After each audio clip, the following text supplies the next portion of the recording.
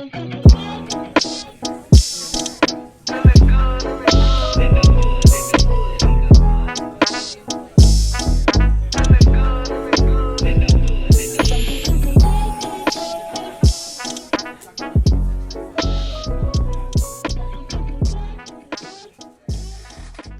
good? What's good? What's good in the hood? And welcome back to another episode of the Good in the Hood podcast, man. Episode 61. Here with my bro, man, Uncle Vick, man. Uncle Vick, the founder of BKC. You seen him on here before. The host of Uncle Vick Grants. What's good with you, bro? Nothing much, man. Greetings. What up, though? What's good? Man, all good, man. All good. I definitely wanted to kick this episode off with you today.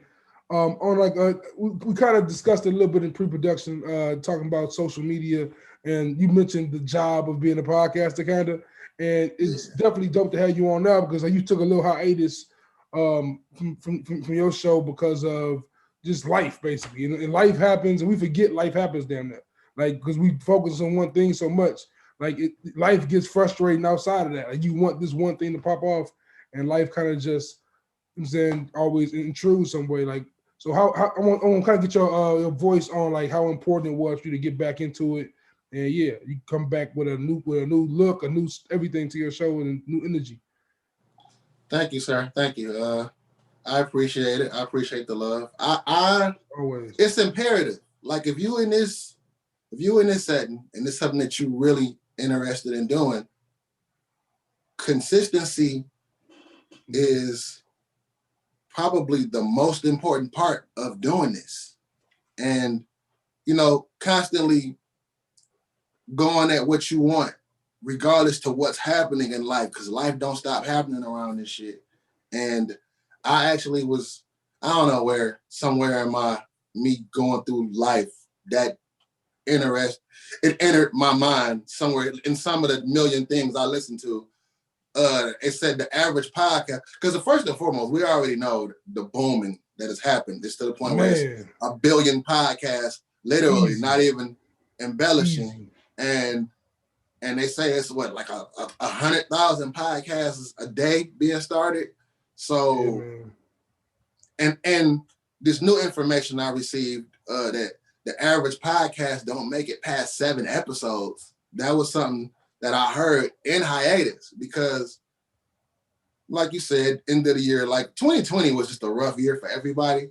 But for the majority of it, honestly, I didn't feel affected by it. Like when quarantine was happening and all of this stuff, I was going to work every day, still doubling 2 jobs for the majority of the year. I went down to 1 job in December. I didn't even realize how much being in the medical field or being in a hospital every day was affecting me mentally because you're from Chicago.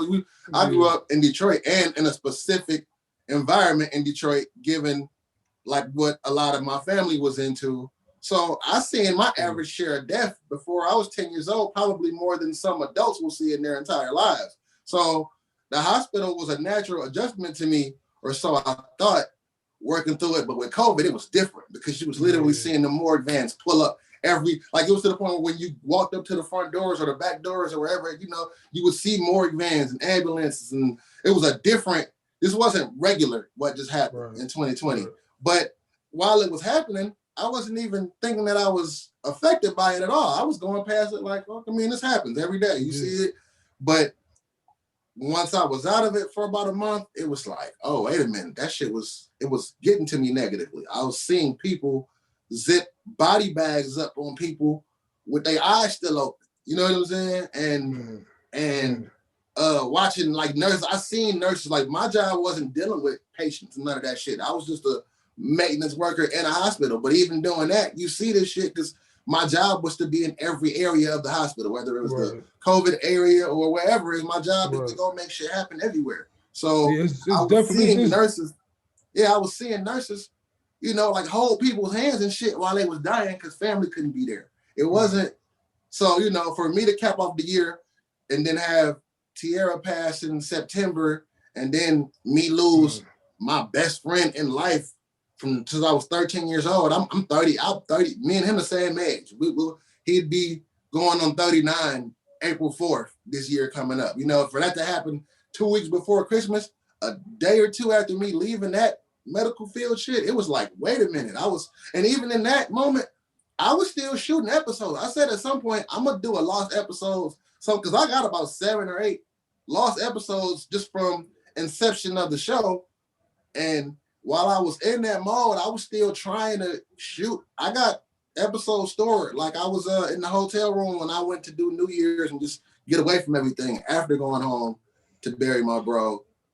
I was shooting episodes, but the vibe in it, you could still see that I was processing life. So that's when I opened up the year. I was like, you know what? Let me pull back away from social media, from the show, from everything, and just assess shit. But I knew I had to get back to it. And I just let nature take its course. And then when I felt like, all right, we can do this shit. And then let's get right back to it though. Yeah, man. And that's why, like, it's not just thank the doctors, thank the nurses, it's everyone that works in hospitals, man, because like the mental toll, I can't even imagine. Like you guys are literally, you saw people literally go in the hospital and leave the hospital in a bag. I'm saying on upon hundreds and hundreds of people on a regular basis because of COVID. I'm sure of, like, so yes, 2020 is definitely a year, like especially with BKC. I noticed a lot of us has gotten our grind because we as creatives, that's what we got to do. When we fall on hard times, we got to create, and we all did that in 2020. But it's definitely important to take that time and just reevaluate things and get a breath. Because like you said with Tierra, like when Tierra passed, like that's when I started work. Like you saw, I started up in my episodes. I was doing 2-3 episodes. Yeah, you went on a crazy run. Yeah, it was like I was just like, man, it's just too much going on, man. I gotta just work through it. Just like that time, I also had no job.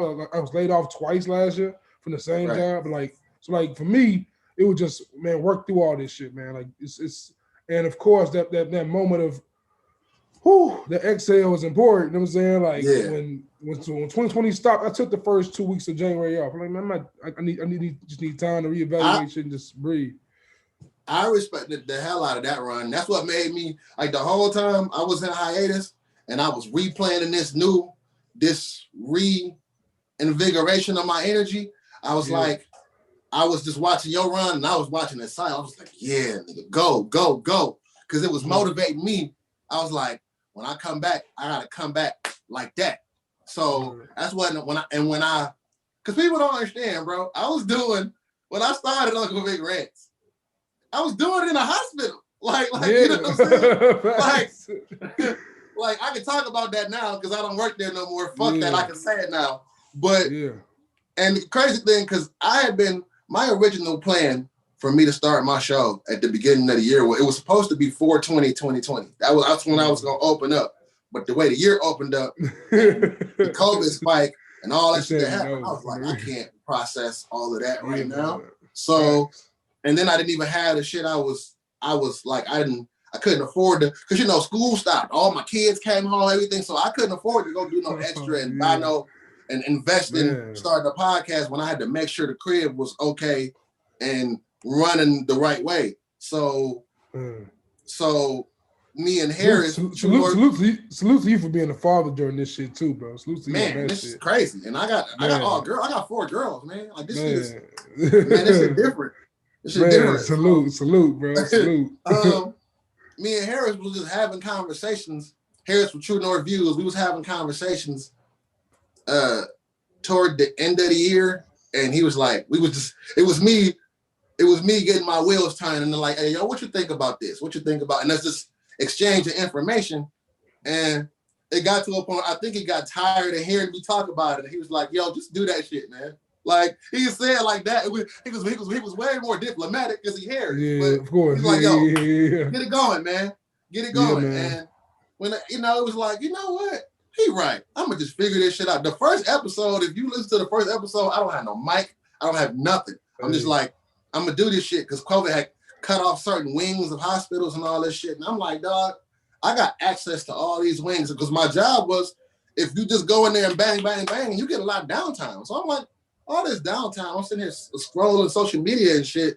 This is toward the end of the year. So I'm like, yeah, I can do this. I can figure this out. Go into a boardroom or some shit on a closed wing. That's what I started doing. I used to be sitting there watching the game and watching shit on TV anyway, watching verses and all that. I'm like, I could be doing that. So I just started, getting little equipment here and there, and I made that happen in that environment, and that started being so therapeutic that I said, all right, let's do this. So when I decided, okay, you're gonna be doing it at home, I got a toddler running around here. My toddler in the next room sleep right now, but Phoenix is a maniac. She ain't no, all day and night. She a maniac. So I'm like, okay, I'm gonna be at home, more intimate setting.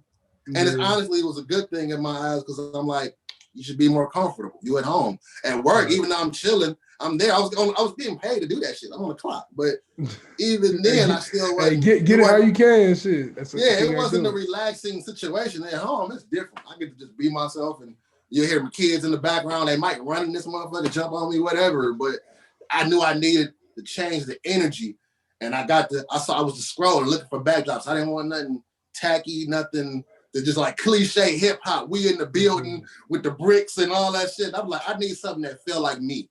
And I was trying to think of a way that I could incorporate my CD collection that's in the closet. I'm like, just find some with album covers on it. And I just went surfing there. I surfed for like 2 weeks till I found this shit. And I found it for the low and was like, it was the only one left too. It was the only one left. I said, God meant for me to have that. And then you say like I got my mall lights and all that shit. But I already naturally have that. When I'm in my vibe, I'm fucking with you. Yeah, I was just like, I gotta come back, new energy, change the feel of the podcast, new format. I wanted to stand up, get more personal, just more. I don't want it to be like I'm so hip hop because I'm so everything else. Real shit. And that's the epitome of hip hop right there. I'm saying, just a good gumbo of everything I'm saying around you. I'm saying, and just soaking all that flavor up. And I definitely got to give you a hat tip as always. Was saying, one, you the founder of BKC.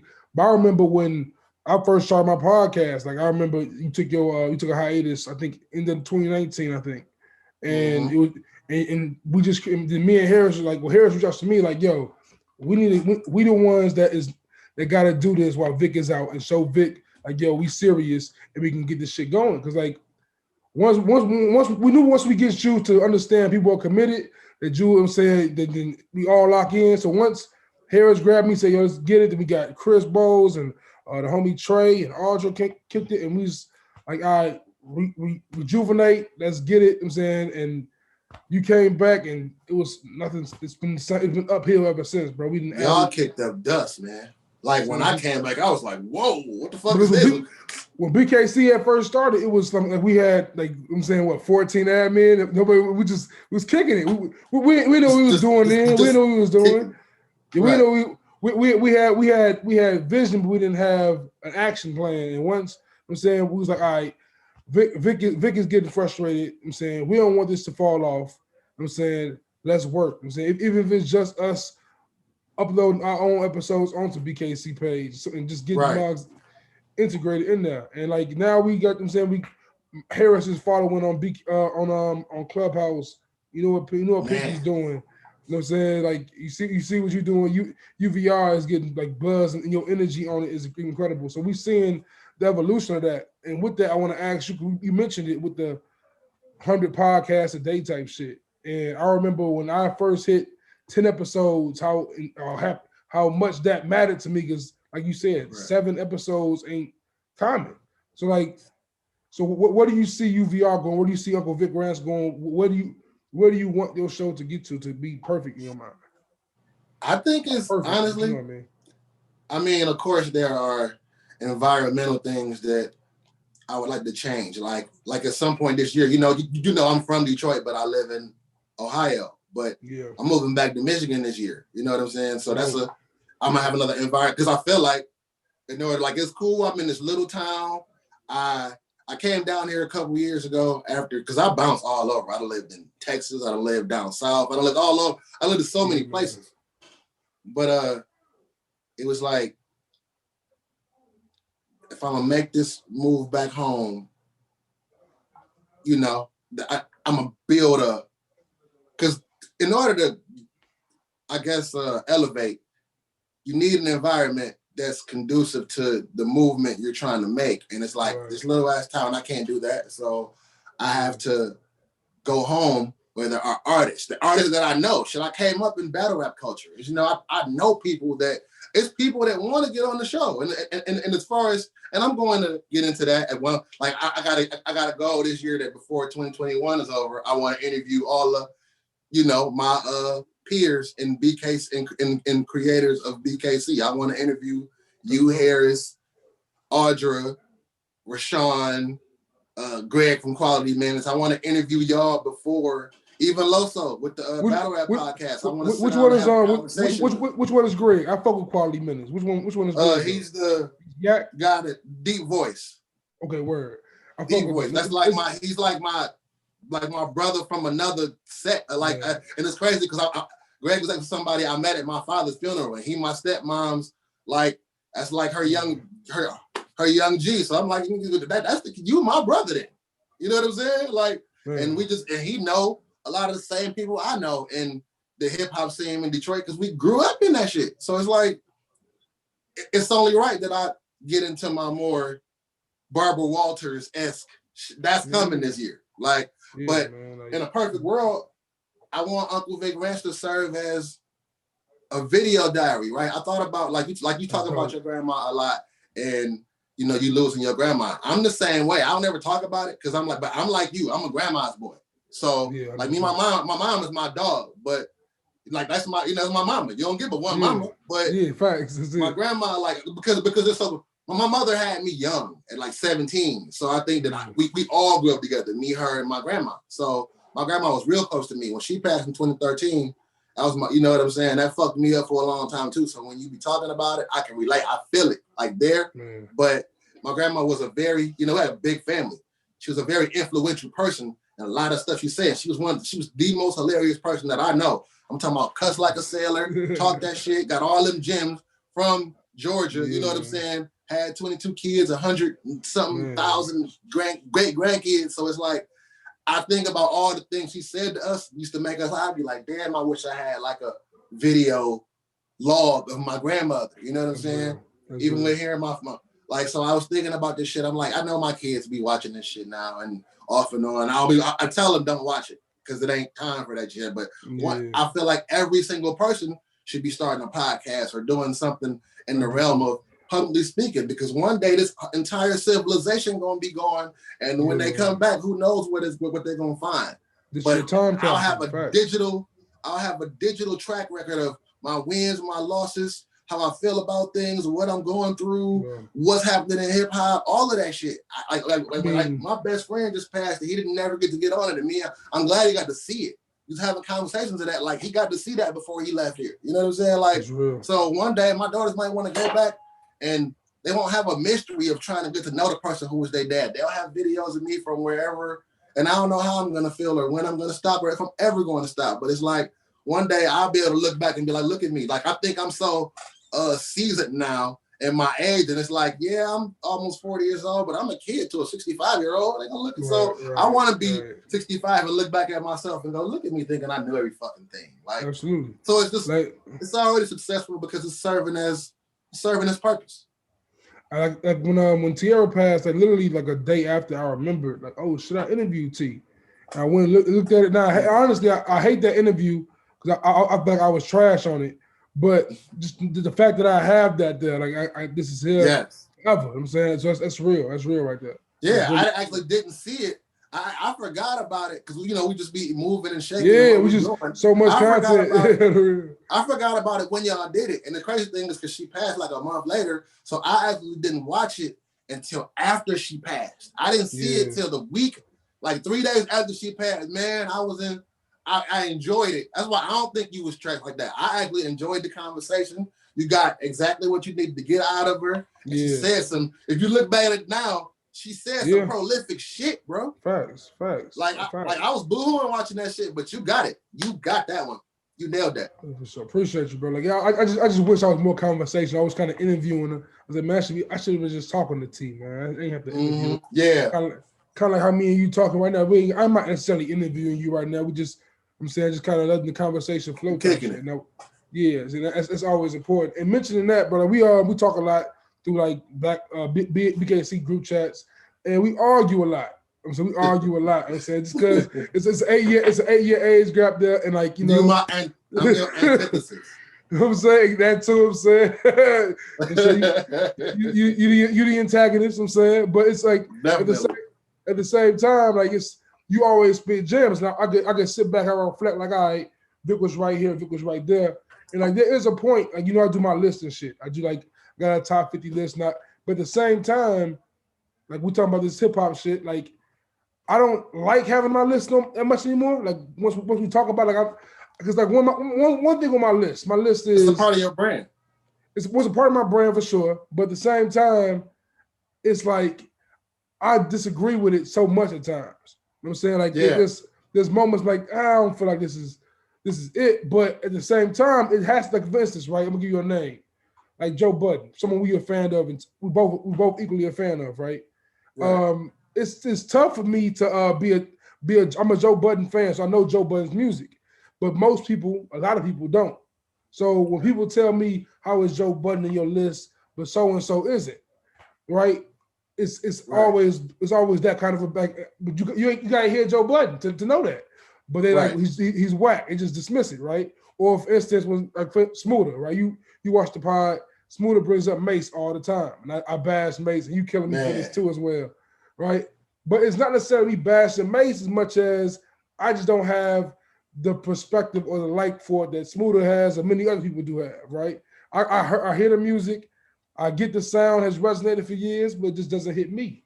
And I kind of want to get your opinion as far as these lists go, more so because we've seen Funk Flex lists, we've seen a million people's lists. And is there ever a possible way to have a correct list in hip hop? No, because first and foremost, there is no correct list. Like, ain't no such thing as a correct list. Because at the end of the day, like, I hate that when people use it in arguments, but this shit is all subjective and preference based. And a lot of, even when you're being unbiased, like, because I feel like I'm one of the most objective people when talking about this shit that you can find because I realized where the biases are for me. Like, because it's biases in your preference. I've realized, right? Like, for example, we talk the soul carrying versus street rap shit all the time. And I feel like, well, maybe I'm prone to that naturally because I grew up with street male role models in my life who are actually street dudes. So when I listen to Benny, Gibbs, Jay-Z, Pusha, any of them guys that rap that shit, I understand the lingo of it because I was raised by drug dealers.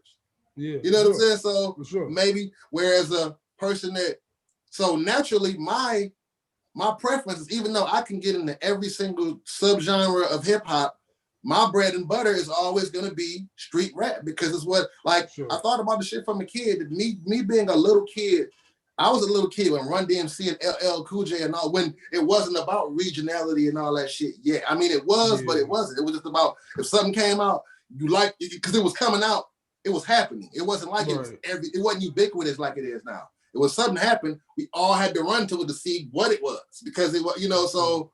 But when NWA happened, that whole shit changed because it reminded me of my environment. So my natural preference would be in that type of music, even though I can differentiate it and place it in other places. So at the beginning of it, it's always subjective, but your objectivity should come in love in the art form more so than whatever you gravitate to personally. So I feel like I can be able to have those type of conversations where I can hear some shit I might not agree with and still be like, okay, but it's okay for him to feel that way. Absolutely. And I think that goes back to a point you said the other day in one of our chats. You was like, it is more fun to talk about a certain the golden era or the 90s to early 2000s era than it is talk about the shit nowadays. And that's for like a multitude of reasons, but I also think it's probably because we from that era. And in that era, we cared about music. You know what I'm saying? Like today's music fan, I don't feel like, at least from what I've noticed, I don't think that there's any diehard fan of any particular artist that isn't, the popular ones. You know what I'm saying? Like if you, an underground rapper coming up today, I feel like you have less diehard fans than probably Slum Village had in 2005. You know, like die hard. Like those fans are gonna be with you for the rest of your career, just Right. because of your music alone. Like I Yeah. think that's kind of faded, and that's what made our generation and your generation better. Like it just because we cared about the music more. Than, of course, there are many underground artists that have great fan bases, but like I'm talking about as far as the masses go, like it doesn't really. Like Slum Village doing a song with Kanye West, not that mind blowing back then. It was there because there was crossover there. Yeah, I mean, that wasn't even crossover then because Kanye was one Yeah, of them. he was a backpacker. He was the. You gotta understand, like, Yeah. see, I think this is why Kanye just to veer off sidebar real quick. No, you go ahead, please. I watched Kanye when he was on Deaf Poetry. Like, you know what I'm saying? Bittersweet poetry. Yeah, like when he was doing shit like that. So that's why sometimes now it just bothers me sometimes. And that's why Kanye, like for me, one of them was gonna be like Kanye for me. It's hard for me to ever bash Kanye for that. Like I was in that era. Dog. I was 13, 14 when that was happening. Like so imagine like for you, when you 13, 14, what was it? It was NWA, Biggie. Like no, when I was 13, 14, it was Tupac, Nas, Biggie, it was all of that. For me, it was Machiavelli dropped. It was Kanye and Lupe. Machiavelli dropped when I was 14. I was in 9th grade. Pac had been dead a month and a half. Man. You know what I'm saying? Yeah. So it's like that's why I say I want to close the gap this year in the generation because I think that I got the reputation of an ageist. Like, because even with my man Chris Bowles, he'll call me V-bro and shit, and I used to really bother me. But it's like, Ebro, you ain't as bad as Ebro. A lot of the shit Ebro do, I don't co-sign it, and I really do fuck with the youngest and shit. What I think that's what made me, even when I said the shit I said. As a matter of fact, when we into it, I'ma apologize for even saying some shit like Andre and Black Thought was overrated, but I think that was some of the energy into it because a lot of young niggas just be saying shit, and I understand it because that's a dope ass era to talk about. I lived that shit, so I know how dope. My first concert was Puffy and the Family World Tour after Biggie died. Like I know how dope that era was to talk about. But a lot of times, I took you saying Andre and Black Thought were overrated kind of as like when my generation or people of my generation say Kid Cudi's overrated. Like you don't mean overrated as the music they make is overrated. It's the hype around them necessarily. Like exactly. And I think like that's the type of energy I just brought in a lot of the shit I say because a lot of the young niggas just be disrespecting like okay, for example, you and Smoother when y'all talk about Mason shit. I get a lot of your generation say that. So I understand it, but I'll be like, y'all niggas wasn't there. So y'all don't understand what that looked and felt like in 97. And then what makes us run is it happened so fast, even in ours, it happened so fast in real time that y'all don't understand how his effect could be so big. Right. And because understand, Mason's run was like a year and a half. Yeah. Like Mace dropped Harlem World. Harlem World was a regarded classic out the gate. Like you could not hear Harlem World. And this is after Biggie died, when people thought the label was over. We was like, people was like, how the fucking Bad Boy recover from Biggie? Like there was no way. And then No Way Out drops and Harlem World come out. And it's in the midst of Jay and Mace having beef. You only really notice if you know what I'm saying? But this ain't even in the midst of it. The beef kind of happens after because Jay-Z's on the album. That's one of my favorite songs is the joint with him and Jay-Z. That's 24 Hours to Live. That's all of that. And then he came right back a year and a half with all this shit that happened. And he dropped Double Up. And the single was a smash single for the time, given that time with the video and all that shit. And the album Double Up wasn't bad. And then it had Street Songs on there. But right in the press run, my nigga Mace left rap pretty much in the press run for Double Up. Don't leave like, your heart. That's how Mace screwed up. Like he left, like he dropped a single. I think the one single to Get Ready is the only video from Double Up. I'm almost sure it is. And that's back in the time where it was mandatory when your album dropped. You had 3 videos, all of this shit. Like you had the street single, the club single, the introspective single, boom, boom, boom. Mace did that shit. And right in the pretty much of the press one, he's like, fuck it, and gave all the shit away and left. Do you know how mind-blowing that was at the time? Even after this nigga sitting up and him writing for, like, this is years, so this is 112 with Biggie and all of them shit. Biggie dies, Mason, Jadakiss and Rob and all them is writing No Way Out, Harlem World, double up, he leaves. So when y'all be talking about things. And then in the midst of that, look at all of the shit that spawned from Mace. Like, a lot of things come from Mace, whether in Fab don't like to, or Fab will admit that now at his 40 that Mace was that he, had some influence on his style, but Fab, Eminem, like the spectrum West, of the people, Drake. Wale, Pusha T, the spectrum of the people that Mace influences is just that alone. Yeah, but listen, his impact. So I gotta tell you what I always tell Smoother though. Like, that's true. I agree with that 100%. I'm just saying, Mace, out of everyone that has copied Mace's style, they are just better rappers than him.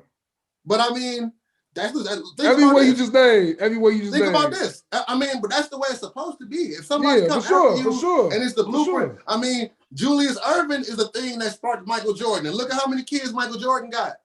That's you know what I'm saying? That's great. That's a great. That's how it happens.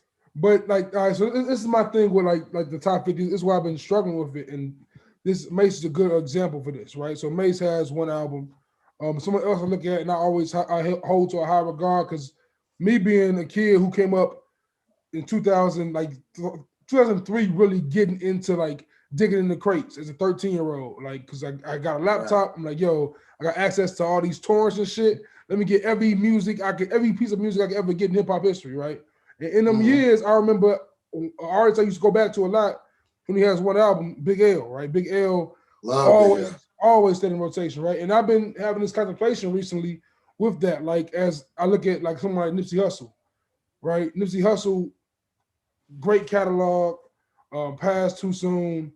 I can't say he was lyrically better than Big L, but off catalog, I think he should be above Big L. But how do I say that?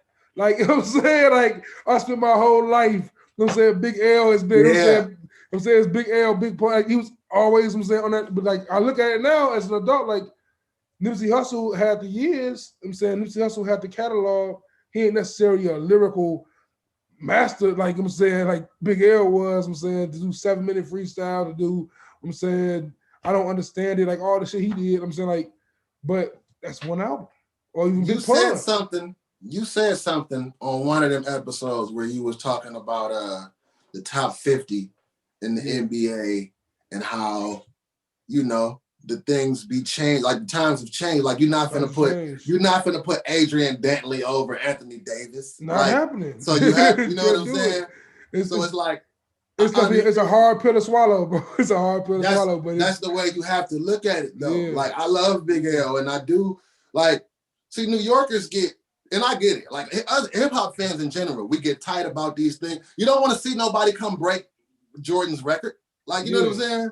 So it's like, at the end of the day, as much as I love KRS-One or Rakim different, but KRS-One, I can't put KRS-One over Kendrick Lamar. I can't. We can't always put. This is the problem that I have with like the Andre 3000 thing. Like, we can't, even Eminem thing for that matter. We can't keep putting like, okay, nobody will just ever be above them because they rap so extremely much better than your average. Like, a lot of people can rap that we can't just never move their spot. That sounds ridiculous. Yeah. Only person I feel like you can't be able to move his spot, it was because, like, he low key in some type of way still active and still influence the culture the way he is Jay-Z. To me, I feel like he's the only person spot that you can't move because of the consistency of it, because he's still active. When he stopped and he fought, like, he's somewhere, like, Jay-Z is an icon at this point. He's not a rapper, but I'm just saying the only person who's spot that I feel like you can't really move right now is Jay, but everybody else is. Because, like, you can move them around. As crazy as it is, like, I'm sure for this next generation, the generation right below me, I'm sure for them, Nas not in their top 5. I'm sure, like I was talking to the homies on Ill-Advised Wise Guys, and like, I didn't mention Tupac, but like, I've never had a conversation when we talking about top 5s and no one mentioned Tupac before that day. I'm like, yo, no one mentioned Tupac? Like I'm a Biggie fan. I saw those dudes. I think that was the most I've ever wanted to throw my phone watching the episode.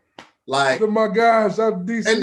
And I like them too. I do like them. I'm like, because they're entertaining. But like I said, a lot of the time, that's the thing about being in the time frame that you're from. A lot of times is you get to be able to look back and say this shit because you don't know.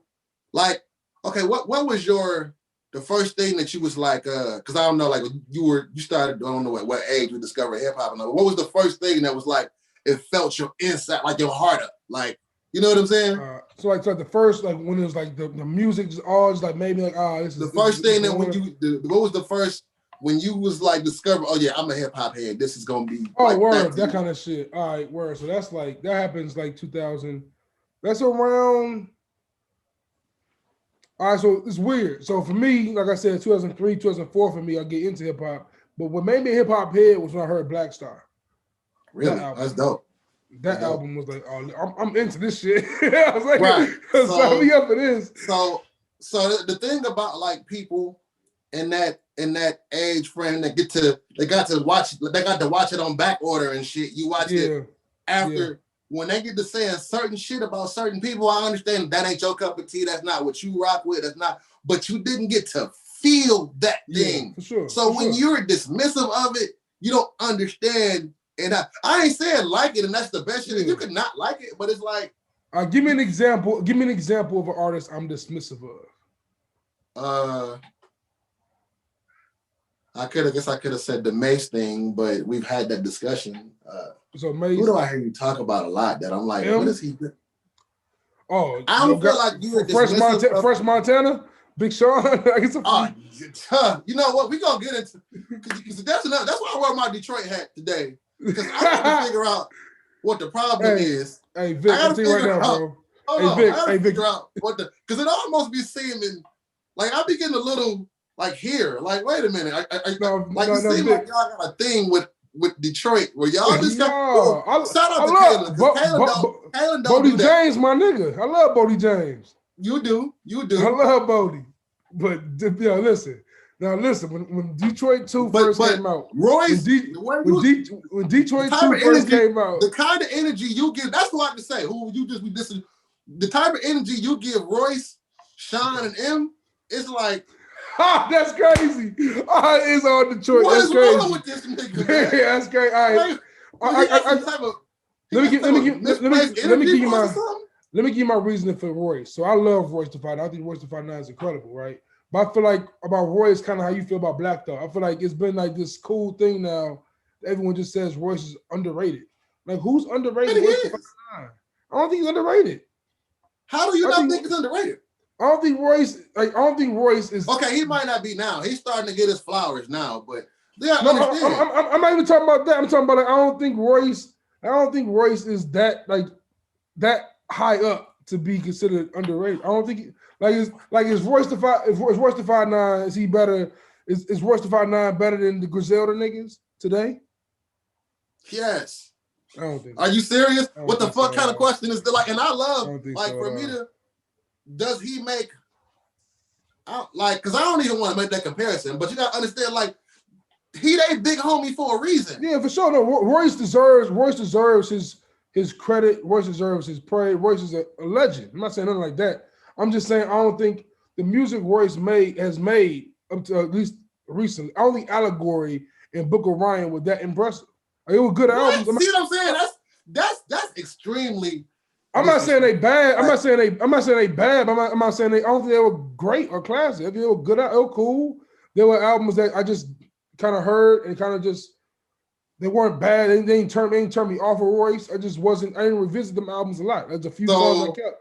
You think, okay, because I know you're heavy on. You think Lupe or Black Thought? Hold on. You think Lupe or Black Thought got a project better than, I would say, Book of Ryan or the last three, Layers, Book of Ryan, or Allegory in the same amount of time? You know what I'm saying? No, I don't. But see, that's the thing, right? So for that, I agree. In the amount of time, Royce has had the biggest upcline. His career, he's been on the upcline each album. I'm not saying that. Like Layers, I love Layers. I loved what's the album before Layers? Was it Street Hop? I think it was Street Hop before before Slaughterhouse. Street Hop. Right. Okay. Yeah, I know what album you're talking about. Like I love that album. I love Layers. I think Book of Ryan was good. I think Allegory was a little better than Book of Ryan because it was. But like at the same time, I don't think. Like when I'm talking about like 2020, I looked at 2020 list. Allegory didn't make my 20 albums. I thought it did. I'm almost sure it did. Didn't make it. No, Allegory.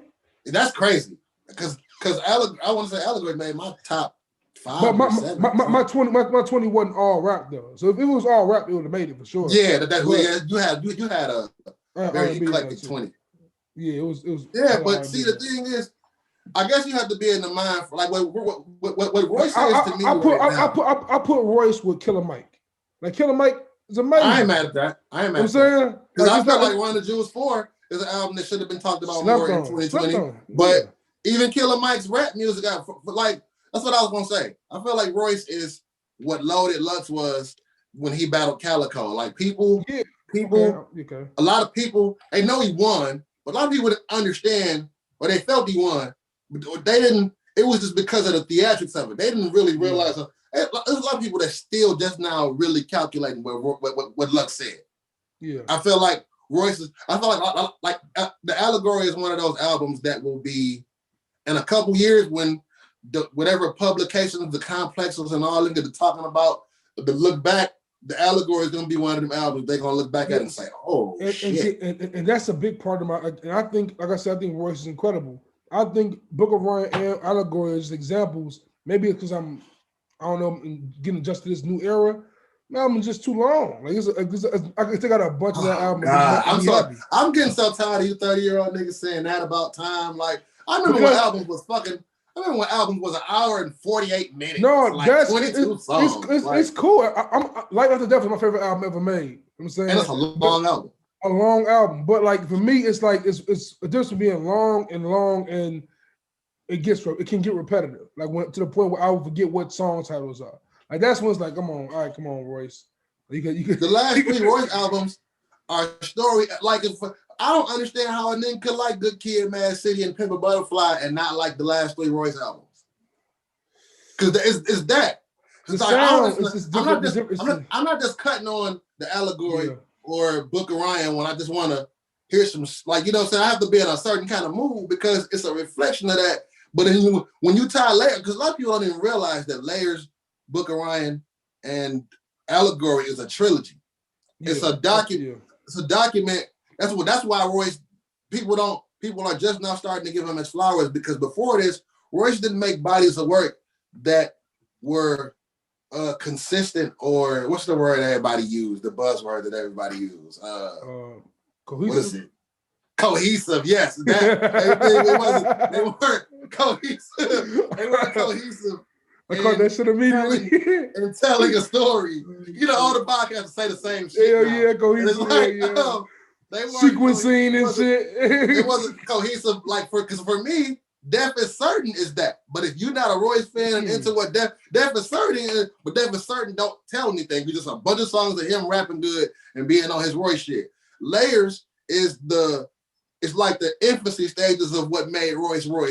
Book of Ryan is the continuancy to tell the story, like the culmination of the story. Layers is how it started out with Tabernacle, how he met him, how he became Royce, and if you listen to his shit, it tells an entire story of age and flirting with what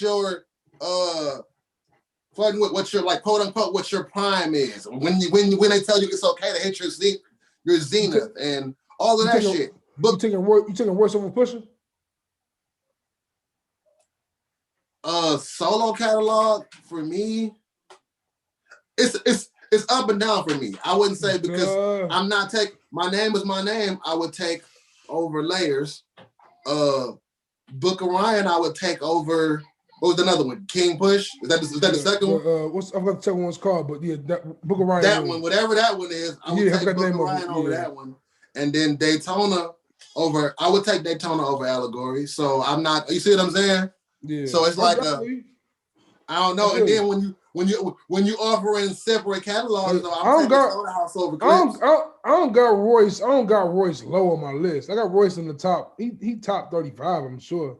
I got Royce. But see, for me, like, okay, Royce 31. I'm not even gonna say Royce at 31. For me, it's not about discography. Like I said, because you have to really be into the nuances of the story to care about this discography. But like when you say what you say about Royce, right? I go into like, because for me, when I think of Detroit, Chicago, I feel like whatever you would call like Royce is our Lupe or Lupe is y'all Roy. Like I feel like that's why the synergy of them is like, I'm surprised that they've never done a song together in all these years. But I feel like I understand why you're supposed to take Lupe over Royce, but I feel like the fact that you don't look at him in the same regard as you look at Lupe is like, come on now, bro.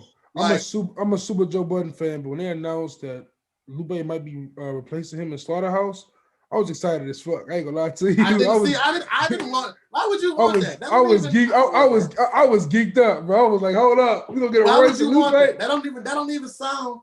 I wouldn't want that. I wouldn't want that for real, but I would love a Royce and Lupe album. I would love a Royce and Lupe. I would love that. I wouldn't want to hear. I wouldn't want to hear Lupe and Crooked Eye. At this point, I don't even want them to do a song together. At this point, that's what needs to happen. I think that too, them together, that's different. That's different. That's what I'm saying. That's all I'm saying. When you bring up Royce, is that you don't be putting him. You don't look at him with the same affinity that you look at Lupe with, and that's the same thing. Because Lupe gave me Food and Liquor in the Cool, man. But that's what I'm. But see, Royce did that later in his career. Now he's giving you projects. Because Lupe gave us. Lupe definitely gave us 3 classics back to back. He gave us 2 off the rip back to back. And to me, Lasers don't get his flowers. I feel like Lasers is damn near a classic. But and people hate Lasers, but I'm like, I don't think y'all hear Lasers. I don't hate it. Like for me, like even with Eminem, right? Even with Eminem, that's a good Lupe point right there. Even with Eminem's worst album I ever heard, I didn't hear all of his albums, but his worst I ever heard, I wouldn't say it's a trash album for everyone. It's just a trash album for Eminem. So like the Lasers, I agree. So that's what I don't think if any random white boy came out with Crack the Bottle, it would have smashed. It just for me. But any random white boy don't have Dre. Yeah, that's Dre true. produced Crack the Bottle, and you hear that signature Dre production. What I'm saying is that I think it could probably work with somebody else, but for Eminem, I was like, man, I wish I had a little bit more of him. Like M used to give me, like for me, I remember when M was M. I remember that. I was a kid with it. I was a kid. I'm just saying for my age, like I know I'm young, but like for me, Eminem was everywhere. You seen it when he was different. You seen he was everywhere. I heard The Way I Am every day of my life. You saw it when he was different. Yeah. When he was. I don't like how you be done and cleaning out my closet neither, but I get it. Like, when I was a shorty, I love that song, but in retrospect, like, what were you talking about? It just seems cheesy to you. Now, see, that's my thing. We can get into the Eminem point and get it out the way because I feel like people, like first and foremost, I had to think about it from this perspective, right? If I just see this, if I'm from New York or I'm from New Orleans or I'm from anywhere, and I just see this white boy, I'm gonna look at him like I look at all white people. You know what I'm saying? Yeah. And for me, it's different because I was a teenager in the 90s, so I kind of saw the shit. And me living, I grew up 15 minutes from where Eminem lived and went to high school. Like the house, matter of fact, the house on his on the Marshall Mathers LP, that house, it's not there no more now, it's burned down. But the house is on that cover. My middle school is on that street. Damn. That house was the next street over. Like I could see that house from the playground in the middle school I went to. I went to Pulaski Middle School on Dresden, on the east side. Like I went, so I was close enough to, even though I was a child, I'm 10 years younger than him. I know what he went through to become Eminem. So a lot, and I understand what happened with the history of him with that Benzino shit and him exposing that tape, and understandable. I was also there in the times where, okay, yeah, this nigga was young. I ain't never applaud no white boy saying nigga on nothing. So I understand, you know what I'm saying? But he never said it. He never said it as Eminem, did he?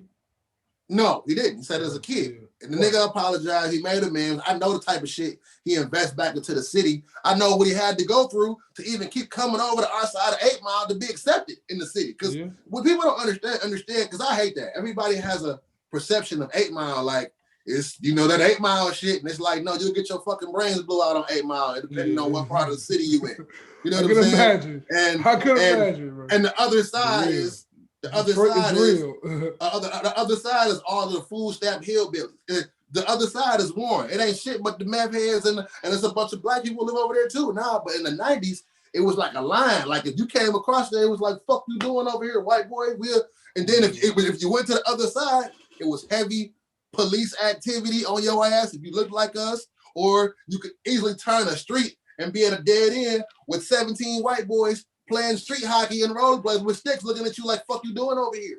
So I understand that's the significance of naming the movie that, and for that time frame. So we understand what he had to go through to become him and how much shit he does do for the city. And, we got a different relationship with him. But people on the outside of the city, they just see white boy and Royce speaking up. I mean, I get it. You can see what you want to see, but that's his friend. That ain't me sticking up for a white boy that signed me. These niggas came up together. If a nigga was talking about your mans, if a nigga talking about, you know what I'm saying? If Jay-Z not gonna say nothing to nobody, they talk about him, but Memphis Bleak or Tata or one of them niggas, we will. I think the difference is that we, especially as hip hop fans, hip hop culture, I think we look at Royce different than we look at Tata in Jungle or any other. Why? Because Royce is a star. Is in a way, Royce is a star, but that's still his man. Yeah, for sure. But it's also that image of a black man coming to save a white man, and of course that's not what it is there, because that's his friend, that's his brother. I'm saying they went through it all. So I agree with you. Like Eminem got because Eminem step out and speak and or defend himself or anything, no matter what he say, it's not going to be acceptable. No, but the thing is, when Eminem, the thing about Eminem, right? This was killing Eminem for me in my eyes right now. Is when he responds and how he responds to shit. It's like, man, you play. It's kind of victimish. Like, what are you doing? See, now, like, okay, for the Snoop thing, like personally, I didn't like that. That was weird. You know what I'm saying? And I'm gonna tell you why I did. And my hot take, people might think I'm crazy, but I think if we would have went to records, I think Snoop would have fucked them up. I personally, because I feel like it's just like battle rappers when they battle rap, when they battle against goods. You can't beat a nigga with swagger with all that rappity shit. Like Snoop will, and Snoop get down. Snoop gets down. Like the Snoop want to get. Snoop the only thing got a diss song on Suge Knight, and that shit hit. Like nobody else. We watched Snoop freestyle for like 30 minutes after his verses. He would just freestyle for like a half hour. People don't understand. Doggy Style, when you listen to certain joints, the shiznit, that's a freestyle. Dre turned the mic on and he gave us the shiznit in one take. Yeah. Like, you know what I'm saying? Yeah. That's different. Niggas got Snoop fucked up. But and that's a great point about bringing up Snoop as well, because like I think that's the thing about hip hop, right? When I was growing up, when you were growing up, hip hop was still very new. Very new.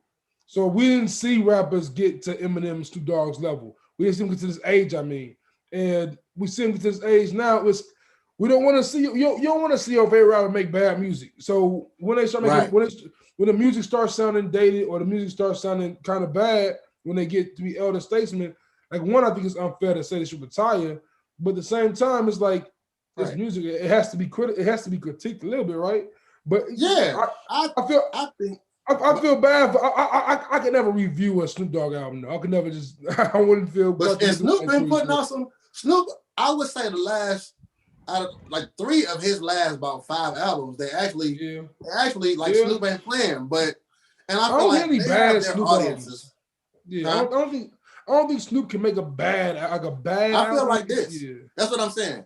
The 12th man on the bench of NBA team will still go to whatever regular park and bust your ass. And this is what I was getting from when I was watching you and Ill Advised talk. Like, I was like, no, hip hop fans, like, we are spoiled. We are so fucking spoiled and unappreciative, dog, that we just be talking about, like, these are artists that, like, wait a minute. I get it. I do get it. Because a lot of shit that, like Eminem, ain't really hit hard since them. But like the last two was the first time he gave us a punch to show us, okay, he's still Marshall in there somewhere. Even the same thing with Wayne. Wayne for a long, like it happens. But I feel like in rock and all that shit, they let they fucking Pink Floyd. Like think about all them other niggas, the Beatles and all them had bad runs too. Yeah. They had bad runs, came back. They can still go sell out arenas right now though, and they still get praised for who they are. And it's like we forget that, and that's a lot of time with the younger people because they was 10, 11, 12 when Marshall dropped those, the ones that was albums that are classics. And it's like people like that shit, but because y'all done got older, you can look back at it and say, you know what, if I was 19 then, I might not have liked this shit because I can't relate to killing my mom and all of that shit. Now, all is understandable, but I do hate that take because that's a take that's kind of trash. That take is like I'll give nigga, you can't relate to necrophilia too, but you can't relate to DMX was talking about fucking corpses and raping 15-year-old girls and all that same shit. I mean, once again, I'm a Biggie fan, and Biggie said some wild shit. Because people don't understand that in that time, the shock factor rap. Wu-Tang said some wild shit. It was a huge thing if you did it right. Like you got niggas like Brother Lynch Hung and Esham who influenced Eminem and the Grave Diggers, and there was a time where saying the wild shit. Yeah. Ghetto Boys at one point said some wild shit. So people think, you know, like there was a lane for the DMX said, nigga, if you got a daughter older than 15, I'm a raper. Take her on the living room floor right there in front of you and ask you, like, come on, like, DMX is talking like that. And I love X. But it's like there was a time where just saying wild. Big L said a lot of wild shit. Yeah, a lot. Like, a lot. So people for people to look at Eminem and have that take and then praise DMX in the next breath, it's like, that's the same shit, bro. DMX got songs where he talking to the Omen, my nigga. Like, I think Eminem, of course, and like it's hard to sympathize with it, but I mean it's unfortunate. But like it's a lot of it is resentment. I think it's resentment. I feel like me watching that is like, because at the end of the day, I feel like this, right? When he started rapping, like just trying to get on in the hood, him being white went against them and he got his ass beaten, all this shit. And then once you get here, it automatically catapults you to MTV. So, and now in his latter years, him being white working against them again. So it's kind of like you damned if you do, you damned if you don't. So I get it, because I'm not gonna never run to the defense of no white man who ain't my man. So I just be kind of sitting back quietly watching it, like, yeah, I get it. If I was from somewhere, if I was from Chicago, and I would look at it too like that. Like, you know what I'm saying? And I really sympathize with him for this regard. Like, it's easy. Like, it'd been easy for him to just have retired after Eminem show, after Encore, gone to a cave somewhere and just made millions and millions of dollars every year. He could have easily done that if he wanted to, but he has a passion. He has a passion and a love to rap, and I respect the hell. I can't. If there's nothing I can do, I gotta respect that. I respect the fact this dude loves the fuck out of rapping. He always has. He just loved the culture, and that's why at the end of the day, this is my take on Eminem, and I'm gonna get off this. Eminem was because the reason why a lot of his music suffered is because understand those first three classics he made outside of the 45 Kings. That's him and Dr. Dre. Who the fuck knows song structure, production, bringing out your strong points like Dr. Dre? Eminem to the point where he picked up producing from being around Drake. Let's not get it fucked up. He's produced some classic tracks. Moment of Clarity, Renegade, The Cross on Nas's Godson album. Yeah, forgot about that one. He got some tracks that it's like, whoa, wait a minute. He learned from Dre. And Dre not being there every day, and because at the end of the day, Eminem is not an artist. He's a battle rapper that got signed. If you ask me, the only one, we look at Meek, like Meek was a rapper who battled. Eminem was a nigga who went in tournaments to battle. And Dre got him and figured out what to do with him. I don't think Eminem could have been Eminem anywhere else. Did you see Murder Mook and Loaded Lux on Drink Champs? Yeah, I did. It was one of my favorite episodes. I love that episode. When you said that just now, reminded me of an amazing part of the episode when Nori asked Mook, why is it that battle rappers can't successfully make music? And Mook looked at him and said, who's Eminem? Who's Jay-Z? Who's Busta Rhymes? and Nori's like, those aren't battle rappers. Yes, they are. Exactly. I never thought about it that way until Mook said it. Like, holy shit. But I think the difference is, of course, that they're not professional battle rappers. They're not professional. Eminem was a professional battle rapper. Eminem was on the stage doing that. Like, he's really the only. He's the only. Like, think about the other ones: Rhyme Fest, Immortal Technique. It's a bunch of them. It's all like Eminem is the only one. Salute for the Rhyme Fest, though. Salute on the real. Yeah, I love Rhyme Fest. Like, Fest got busy in the battling. Yeah, it's certain ones. Yeah. Eminem is the only one that was a battle rapper and a fucking superstar. Like, without Dre, he not making. Dre's taught that man how to make music, and that's why he only makes it one way now, because he only knows the way Dre taught.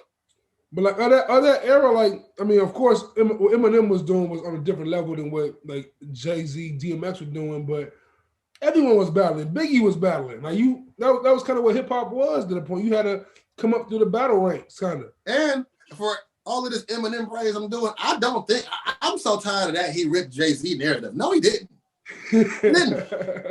What happened was Nas said that shit. And it wasn't even a thing until Nas said it. It's like really Nas made everybody, and this is the problem. This is what I mean about young niggas critiquing culture and shit. Because, yeah, I get it. If you might not have felt Tupac back then or whatever, but when you start, all of us got podcasts and social media and all that shit. Right. It's so many narratives being pushed now that people will just jump on it without people.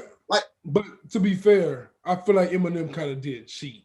I mean, he kind of cheated on that one. What do you mean? One, although he killed Hov, I think he definitely had a more, like, his voice on that stood out more. Like, Eminem knows how. But the thing is the song was a Royce. Already made. Was a Royce song. Yeah. The song was a Royce song before it even got to Jay-Z. The song is Royce got two verses, and the Royce version don't sound bad, but it doesn't have that kick that the Jay-Z version gave it. But because it's just the niggas getting rapping. Honestly, I always said this. I think if Eminem would have rapped on The Moment of Clarity, I think he also would have had a pretty big impact on that record. Like, I think so too. That sound is just like that's. Emma's gonna body that sound every time. I don't know why M has gone away from that sound. I don't know why he went away from that. He went away from that sound. That's the sound that I like for Marshall. Yes. But I don't know what's in his head. But I think that on that song, because first and foremost, you gotta understand that if they pulled out Royce verses, Jay heard M verses and still laid what he laid. So that's why I think that's why people say that. But because the M verses was already there, he didn't change anything. But Hov on there, if people just get so caught into the way the Eminem flowed, that's what it is. That's what it is. The shit that Jay-Z is saying, facts. Pockets filled with a lot of lint, not a cent, not a bit, a lot of that second. A lot of lies lost in the party bits, Like, that is something. And he's telling the story. That's why I think that the second verse on that song, I penetrate pop culture. Everybody loves Eminem. Closer to the block with a Hov snap, man. Everybody, he was snapping on that.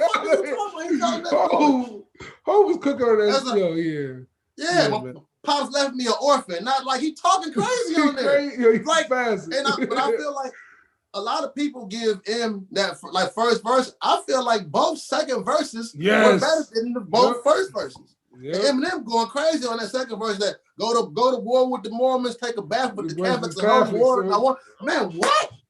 Like, them niggas, like, that's the verse though. That's the verse that makes me say I get why people say it. Like, that verse is crazy. Like, so I feel like it's a lot more even than people give it credit for. And me personally, in my personal opinion, I think Jay had the better verse on. I think Jay was the better one of the two in that joint. But I also think we use that word like, well, I do too as well. I do the extreme, like, you killed somebody, that's trash. Oh God. You know what I'm saying? You know what I'm saying? Those words, the exaggerations are definitely, like, I said, what I say recently, I was like, it's not even true, but I think he had the best verse. I think I said J. Cole killed everyone on Looking for Trouble, right? Listen to that whole song. Listen to that whole song. Every verse is fire, but it just so happens J. Cole has the last verse. And they cut the beat for him. Like, it's just it's a moment. But like lyrically, Big Sean spazzed on that shit. Like Went Big Sean crazy. went crazy. You know what I'm saying? Like, I feel Sean like How the the same Prince thing went with Control. crazy. I think the same thing with Control. I think Big Sean Control's a great better example of that. Control's a great example of that. But That Kendrick Lamar verse couldn't be more. I'm glad you said that, bro, because I listened to this song so much because of you. You said it on one of your episodes. One Way Flight with Benny and Freddie Gibbs. 8 bars out of here. You say, you are out of your mind. No. He didn't even, first and foremost, like you said, he washed Benny. And I'm like, this nigga disrespectful. Honestly, I thought Benny caught a few L's on that album. I thought he didn't even have the better better verse on that. I thought Benny caught a few L's on that album. I thought Ross got him. Not on that song. I thought Ross got him. I thought Freddie got him. And I thought Wayne got him. Wayne might have got him. Wayne. And I don't know if Ross got him on there, but I might have to. But One Way Flight. And bringing your boy back up. Mentioning your boy. I'm saying you wearing that hat, but your boy was kind of. It took a big L on that song. Who? Big Sean. On you forget he's even on there. No, yeah. I don't think he took a big L because he had a dope ass verse. But I don't remember. I can't tell you what you said. I think coming after those verses, I think Big Sean should have been ugly. First. Big Sean should have been first. It's the same thing that happened with Jay Electronica and Control. He really on Control spitting and coming after all of that, it took the life out of his verse. Yeah, that's true. And that's what I'm saying. But that One Way Flight, you're crazy. Benny was getting his ass on that. Like, I don't know, man. Some of the shit he was saying. That clip was about. Freddie just so smooth. The flower of the soil that grow it. Like, man, is you crazy? Freddie just so smooth. Like, I think Conway bodied Freddie on what's the song called? I seen everything but Jesus. Seen everything but Jesus. Yeah, Conway. But got his I realize what it is, man. Because Gary's so close to y'all. Gary, y'all little brother, man. Because I be hearing you and Rashawn. When y'all get to talk about Freddie Gibbs, boy, sometimes he like you though. Rashawn think Griselda, all three of them is better than Freddie. I love the way he loved. I love the way he loved Griselda, bro. Like I don't know. I think Freddie's flow is Freddie's flow, and I feel like that's what it is. You take a protective stance on Freddie because Griselda's light is so huge. You make sure you put that light on him, but you got Griselda's light is also because it's because of Nipsey also. Like when I remember when Nipsey was Victory Lap was coming, I was like, man, Nipsey going crazy, but they ain't seeing what I see what Freddie doing, I see what Griselda doing. I'm like, it's gonna be a militia of real niggas on top of hip hop, bro. It's gonna be. I'm crazy. So glad it's back. I'm so glad. We just spent about an hour just talking about lyrical rappers. I'm so glad that's back. Yeah, and that is a big reason. And all of them know it's older. Like all of them is in their 30s. Yeah, and it worries me about. I feel like that's why hip hop fans are spoiled because we get to rap nerd out and dissect all of these shits. Yeah. And sometimes while we doing that, we being disrespectful of that craft. Because I hear niggas all the time talking, and I can hear it in their vocal inflections that they ain't never wrote a good 16 in their life. And you sitting there talking about. You sitting there talking about this guy's trash, that guy's trash, and I understand the fandom and the consumerism of it. You take ownership to these things that you love. We love hip hop, but our fans are spoiled as fuck sometimes, and it's like. But it's also because it's also my generation. I'm gonna say the big difference. My generation from your generation, the big difference is media and social media. Like that's the biggest difference. Yeah. And when you was coming up, you had Stuart Scott, you had Amar Rashad. We had 24-hour ESPN shows of just debating sports. We had Double XL versus Source. We had all these we growing up under this. Y'all kind of grew up with it. We growing up behind that stuff. So we seeing this stuff happen, and that's all we know. So we only know a world where there's the Source magazine giving the 5 mics, or that's all we know. So like for us, I never thought about that. So for me, like. Once I realized I was a trash rapper, I'm like, yo, I'm gonna get involved in hip hop some way. And and just go ahead and critique the culture. Like once I realized I was garbage, I'm like, yo, I'm gonna go ahead and do a different route, bro. Let me reorganize. Let me reassess about that. But I guess I'm gonna save that for our interview. Like, sure. I really want to get into you as a rapper. Like, I really want to get into that at some point. Yeah, but it's a hilarious run, bro. It's a hilarious. I think that's my only problem, man. Is we got to be careful of the narrative we spread because there are generations of kids coming up behind us that kind of look at what we say like it's important. So if we just saying this wild shit, like I never want to be perceived as like an academic, so I'm just bashing niggas to back. Like I got kind of sloppy one episode recently and kind of overdid the bashing on Fat Joe. I kind of felt bad about it. Like, that's what I was gonna get into. Like the way you talk about Fabulous, my nigga, is out of line, bro. But that's only because Smoothie be around me, bro. If Smoothie wasn't there, I wouldn't bash Fabulous, bro. I swear I wouldn't do it. But Smoothie be talking crazy about Fabulous. Like, what are you talking about, bro? Like, chill out. Fab is nice. And I get it. Sometimes you just be having to talk your shit for the hyperbolic intention of it. You know what I'm saying? All it is. And a lot of you have to fuck on this shit sometimes because I'm listening to the Young OG mix. This was like before I even came back from my hiatus. I'm listening to the Young OG mixtape and a couple of Fab joints that ain't the Soul Tape. And I'm like, bro, I get this narrative that he pushing around Fab, but they got Fab fucked up. Like Fab some shit. The Tink series was fire. I fuck with Summertime Shootout. But Soul Tape they don't give his albums a lot of credit to me because Street Dreams, Real Talk, and Low Soul's Way don't get the flowers they deserve, in my opinion. But and I can have a whole conversation about those, but that's I bash Low Soul's Way a little bit because I feel like Low Soul's Way is tough. To me, it's tough. It's tough. That's my favorite Fab album. Like, what do you? That's the album where he gave us You know why? He gave us the least girl songs out of any of his catalog on that album. You know why it's your favorite Fab album? Because you're a whole fan. Yes. Yeah. That's why. That's why. Like it just sounds like Hov. Like it sounds like Hov on this whole album. Like it's a good album. But when the money goes, More Street Dreams Part 2. Yeah, he dropping gems on when the money goes though. Like, see, Fab rapping. He rapping caption rap. Fab say some shit that you gonna want to post as your caption, and he do that shit better than anybody. Like, I feel like. And see, Fab is the reason I'm hard on Big Sean. We judge Fab by his singles a lot because we forget that Fab talked that drug dealer talk too. I would love to hear Fab and Griselda together. I would love to hear that. That'd be fire. I would love to hear that. Fab is the reason why I go hard on Big Sean. I feel like Big Sean is very much a child of Fab. Like he was lined up to be the next Fab. But he hasn't had that.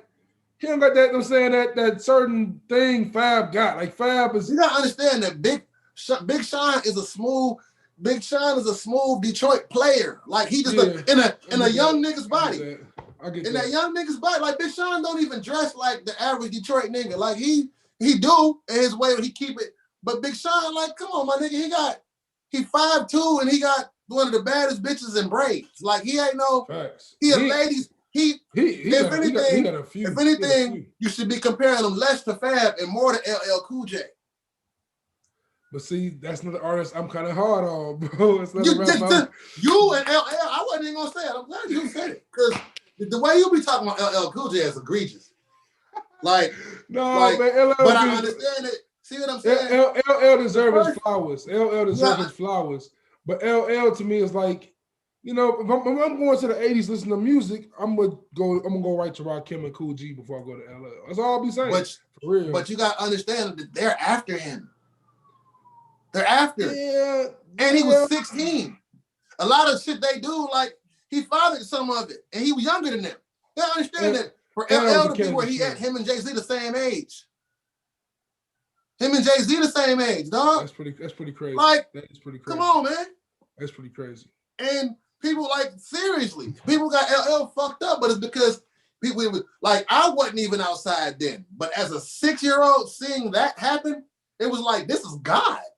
I want to see LL versus Snoop, but we got the DMX one, which was cool, of course. I would rather see, even then, as much as I love him, he'd watch him. I want to see LL and Ice Cube. But I think, I want an Ice Cube and Scarface, but I think the LL Cool J is better. LL Cool J and Ice Cube would be crazy. It'll be better. Because I feel like they were both that in that time. They both were 16. I understand. Jay-Z, the Ice Cube, the same age as Jay-Z too. You know what I'm saying? Like, These niggas was 16 in 1985 and 86. Like, I came into hip hop. The first thing I see, like I told this story on the last episode of Uncle Vick Rants, how I came in there to B Street. Right after B Street, it was breaking. Rest in peace, Shabba-Doo and Crush Groove. Movies got me into hip hop because I was a kid. I was 5, 6. So I was discovering their music through the movies and the rap videos. When Rap City was before Big Ticket, when Rap City was Joe Claire and Big Lez and all that shit. Like, so I grew up into watching that happen. So, like, I have an appreciation. Like, by the time LL dropped GOAT, that's what niggas was like, he can't do it anymore. We had Jay-Z, DMX, Prodigy, all these niggas by the time LL dropped GOAT.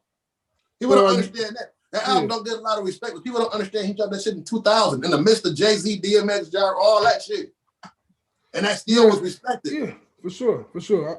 It's all respect for LL. I just, like I kind of said earlier, as far as evolution goes, when I go back, of course, I wasn't there when he was popping. I wasn't there when he was LL. The first LL I saw was fucking In the House. You know what I'm saying? Like I saw Marion with his leg rolled up. I saw Any Given Sunday. That's the LL I knew. You know what? So, there's another, right? You saw him on In the House. Like, it's crazy. Sure. Like, by the time he got the first LL album I bought, I'm gonna tell you the first album I bought an LL album. I bought one from Best Buy because I love the song with A-Marie. It was a song on this album, bro. There's a song on this album. That's like 10 or. It's like 2000. That's before 10. That's young. No, I'm saying the name of the album might have been 10. Yes, it's called 10. It's called 10. Exactly. Yeah, that's with 10 million stars on it and all that shit. Yeah. I got LL's whole catalog. There's a song on the album, bro. This is what I knew. LL not for me. It's a song called Nicky Nuts. No, that's my shit. Get off my Nicky Nuts. Imagine being 11 years old hearing that shit, bro. I'm like, what's going on right now, man? Hey, rest in peace, my brother James, bro. That used to be our shit because he had LL head. And we was just walking around. I didn't even like the song until I heard it like maybe 2 years ago. I had an LL catalog day. And I'm like, hey, this shit kind of better than I thought it was back then. I just liked it because that's LL though. LL, people don't understand LL's career has been hit these niggas hard, give them a love song, then experiment. So think about it. All the nigga albums is hit or miss. It's like, it's like Bigger and Deffer, and then whatever after that, it was something. Then it's like Walk with a Panther, then it's like fucking Phenomenon. Mr. Smith didn't go. Like he always would drop a hard album for the niggas with some love songs, and then he'll drop an experimental album after like Big L came like after Big LL Cool J came out in a fucking super shiny suit after we was already killing it, talking about she loved Tupac, but hey, some L. And we was like, I hated Phenomenon when it first came out, but it banged to the point where he made it grow on us. Like, you gonna like this shit. So, for me, I hated his song when it first came out. Big LA. I hate that shit for like 20 years. Like, I just started liking it. Like, and that's to your point of that generation gap, right? Because for me, when I grew up, LL, no disrespect at all, but in my mind, in my childhood mind, I put him in the same box. I put Will Smith in damn there, but he writes. That's disrespectful. I'm talking about as a child. Now, of course, right. no, not now. Right, as a kid. As a kid, they actors that rap. That's how I know them. They actors that rap. Right. It's Phenomenon. It's Millennium. That's what's going on right now. Right. That's what I know. So of course, years later, I was able to figure it out. But like, I didn't resonate with me. I wasn't there for it. And while with Rakim, with Cool G Rap, with KRS-One, it's easier to just say music because I don't see them as the nigga from Deep Blue Sea.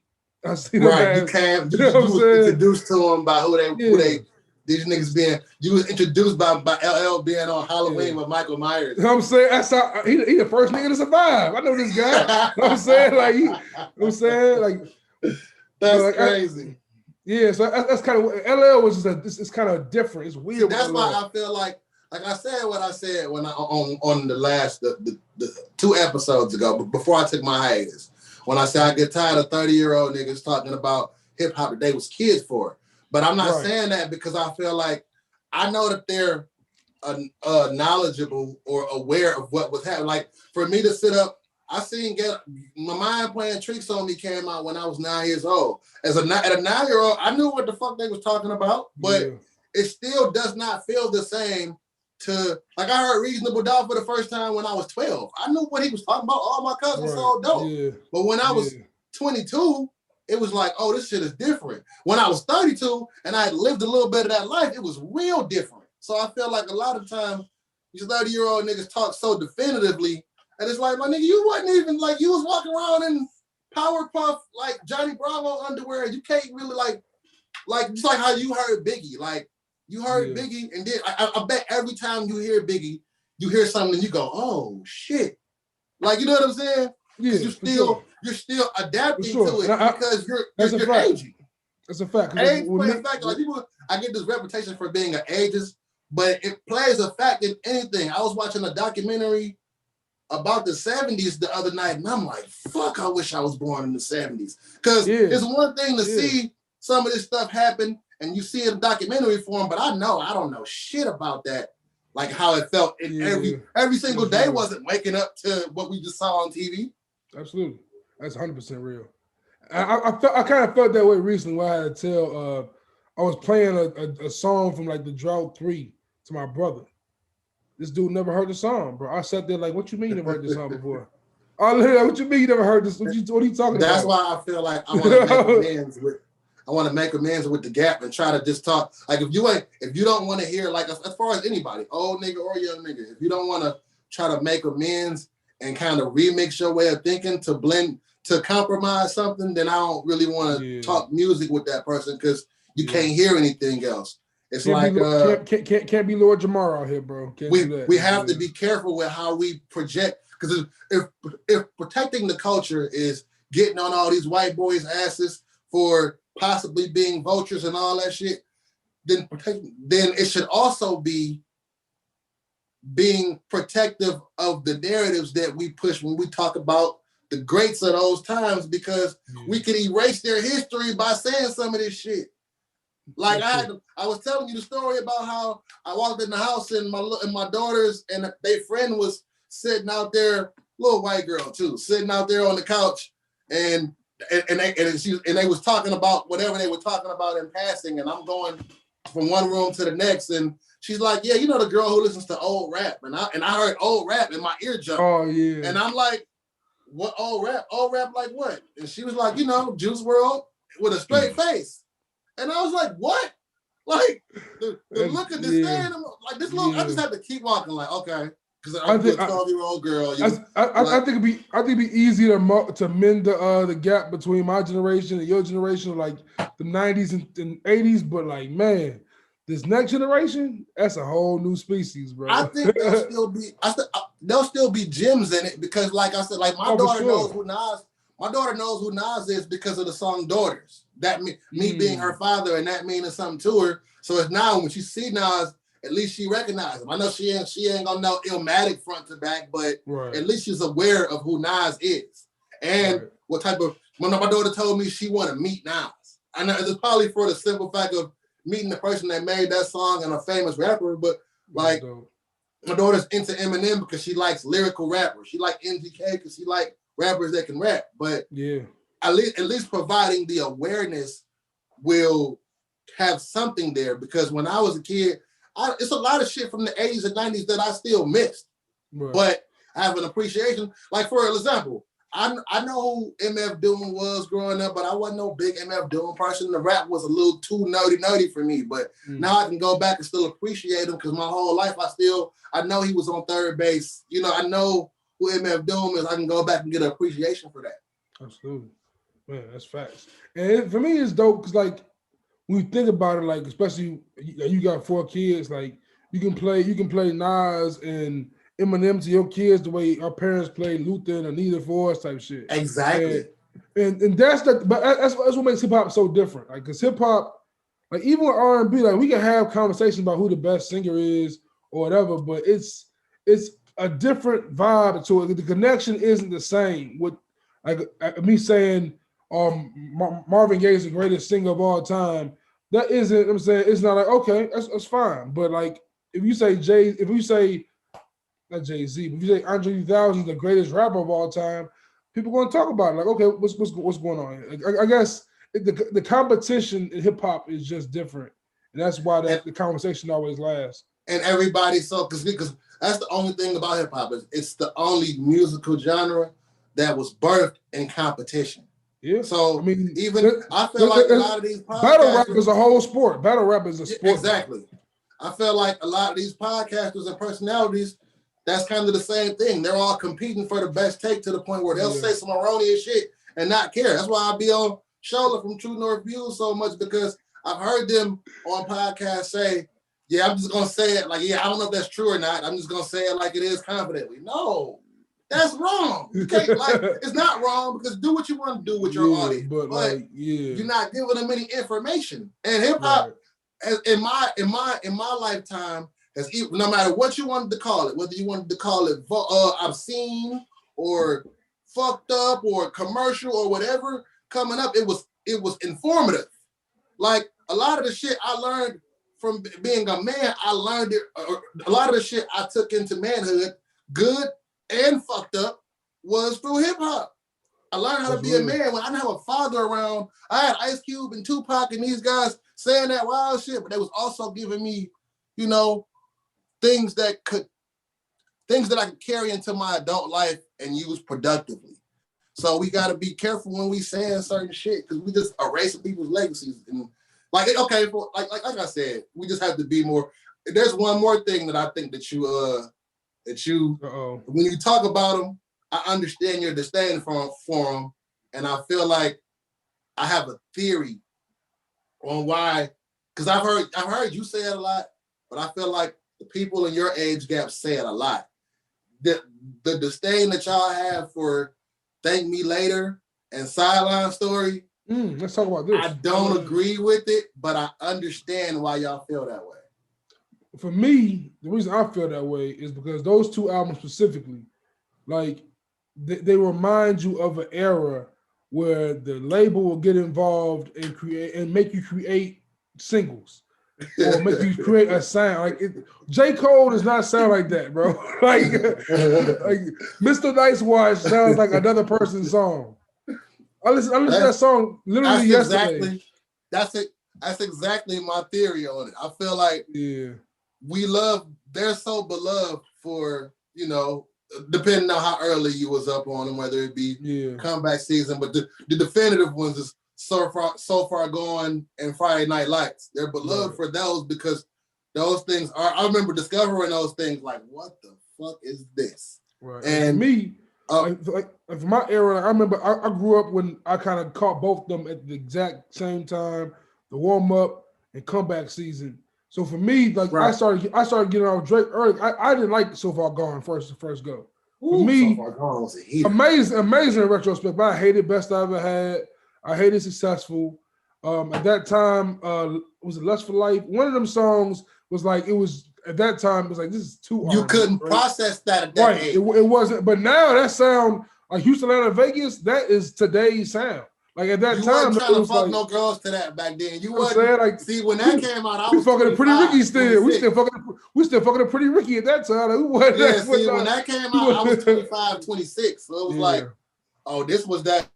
So, but I feel like they did that, and then when they got to do the major label debut, they played to an era that was dying. The feature here, this person produced track here, the prototypical this type of single here, and y'all, because y'all generation is the generation that championed them.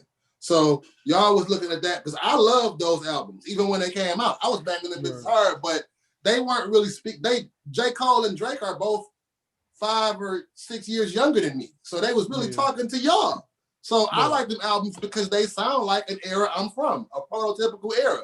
Where y'all on the other hand was going, what the fuck is this? Where's Friday Night Lights? And what is this? On the real. And I had to because at first I used to be like, why do they feel that way about these albums? These albums was dope. But when you think about the very next one, next one's Born Sinner and Take Care was them going back to what they do. And that's why those albums are so revered in our culture. And even Born Sinner, it had like it had that kind of taste, like, man, crooked smile, I guess. I'm saying, it's like, I mean, but who it was much more organic than it was Mr. Nice Watch or whatever else he had. Yeah, and who not gonna do a song with what's left of TLC? Of course. Rest in peace, Left Eye, for sure. Like, for real.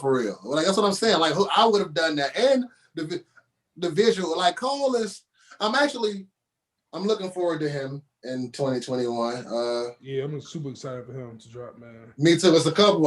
Him, JID, Corday. That's an artist I just can't get on. Like, my homie I don't get it.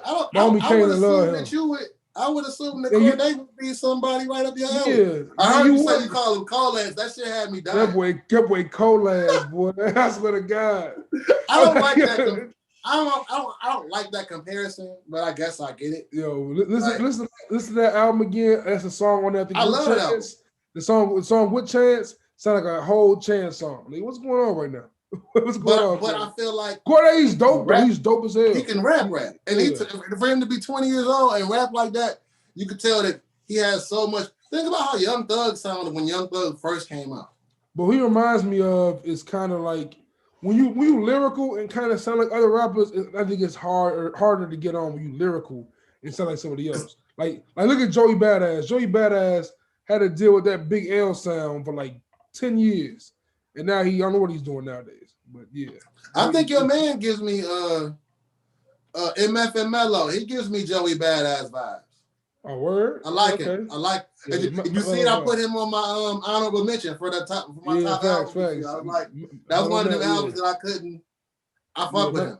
Yeah, Mello go crazy, man. Yeah, I just got into Fresh Waters because of that last interview you posted. I like him. Oh yeah, I figured that interview. You know what I realized? My take on Pivot. Why I've been so. I guess I don't want to say hard on this. It's because you're an asshole. That's the reason. Yeah, that too. I think because I listen to it. You praise him so much. I'm like, yeah, he puts them here already. But then your man, you're supposed to. Yeah, but I was listening to him. What I realized, like, because you can't sit with us. It's a dope project, but I realized what it is about them, like how I hear them. I like them apart more than I like them collectively. Okay. And they sound as cool collectively, but it's just a bunch of niggas nice. You know they nice already. So it's like, okay, I know y'all nice, but when I hear them separately and like what their individual stories are, them dudes are special, man. Like them dudes are special. For sure. Like I feel like them, Mick Jenkins, like even like going back to I mentioned Bodied earlier, like there's certain artists in the underground era that are just like bubbling and waiting for them just to break through that ceiling. Like Bodied is a great example. Larry June's a great example from LA. It's a few of them just waiting for them just to break through that ceiling and really become like. I still ain't gotten to Larry June yet. I keep hearing you talk about him. I'm like, I keep trying to make a middle note to go back to him because I want to get into it. I ain't heard not one song. We started this episode, you was playing Currency. Before we started recording, you was playing Currency. Larry June is like Currency, Dom Kennedy. He's that kind of vibe. Like he's right. Yeah, I definitely want to get into him. Yeah, for sure. I've been heavy on, and he just put out a project yesterday, RJ Payne. Like, okay. I got and he's signed to Griselda BSF or BSF because I don't know, but and the crazy thing is because he was actually my co-MVP on my wrap up. Ransom and RJ Payne was my co-MVPs last year. He put out a project every month last year. Every month last year for the last 13 months. RJ Payne and the projects are quick. They 15, 20 minutes, a fire projects. But he fits into that realm of Griselda and that whole realm of rapping like that, but he different. He from Philly. And the crazy thing about it is I spent the whole year listening to him and then realized I've known this guy for 20 years. He was MTV used to have these things. My guy Marv, salute to Marv. He was on there. Swan, Detroit. Right. I remember Marv. It was a battle on MTV where Idea and Blind Fury and all them dudes come from there. Or they don't come from there, but they all was on there battling. Right. And he was on there as a battle rapper named Rain Man. And I thought he was dope. He won, like MTV was doing a thing where it was like a tournament where you battle on MTV, like That after name sound TRL familiar. goes off. Rain Man sound familiar. Yeah. And I'm listening to him all year, just listening to the music, not going with Instagram or nothing. Like, it wasn't until, but I knew it was a familiar feel there, but I'm like, this nigga is, I'm listening to every project going, this nigga is rapping. And then it ain't till December, last month, where I just decided to go find his Instagram, and I'm like, I know him. Didn't even realize it was him the entire time, but RJ Payne that's what made me go to him, because he got a project, Beautiful Pain 2, in his Beautiful Pain series. He just put out Beautiful Pain 3 yesterday. But Beautiful Pain 2 is produced entirely by Royce. Oh shit. So okay. I gotta tap in there. Yeah, hell yeah. I gotta check this out. Like RJ Payne is, he did, because I feel like he's gonna be special in 2021 because he gives you that Griselda, that street drug feel, but it's a little bit more soul in him. Like you hear this backstory where he talks about his ailments and dealing with women, and it's a mixture of both, but it's really a lot of him just rapping. It's bars, ain't too many hooks, but you can tell that he's figuring out his music making style, and it's a lot of good. RJ Payne been rapping well all year. Like I said, I wanted to pick him for MVP or Ransom, but they both performed so well last year that I was like, I don't know who to pick. And he went just as crazy. Every time Ransom put out a project, he got one. I gotta check him out ASAP for sure. That sounds great. I just know he sounded Griselda, got a record, album produced by Royce coming up. Yeah, I'm checking him out. Eminem mentioned him on one of them podcasts. Eminem and somebody else. Yeah, but see, when Eminem give people stamps, like when Eminem used to give stamps, I used to be like, all right, yes, I'm rocking with it. But now he be giving too much love to Jordan Lucas. It was Eminem and somebody else. Eminem and Black Thought, I think. It might have been Black. It might have been Black Thought. It was Eminem and somebody else gave him. It was them people that when you hear them stamp somebody, it's like, okay. And them be stamping Jordan too much for me though. You know what about Jordan? Because I think he stamped Jordan because Jordan one of his kids, but one of his kids in that flow. But because I was ready to give up, I've always liked Jordan because just visually a lot of things that he provided.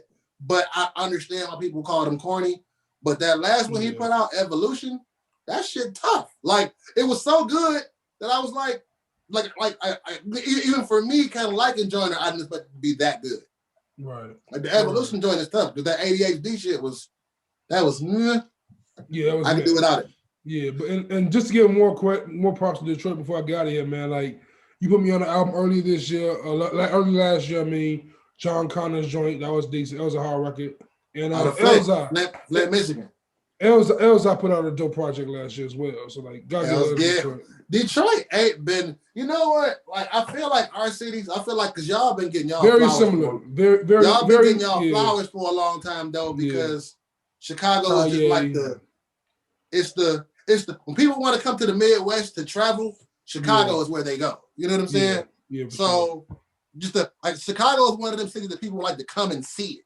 People don't feel that way about Detroit, really. So I feel like y'all have get y'all flowers because y'all have a Kanye come out of there. And I remember the summer Adrenaline Rush came out. With no disrespect, I feel like Chicago is kind of like New York and Detroit's kind of like Jersey in that aspect.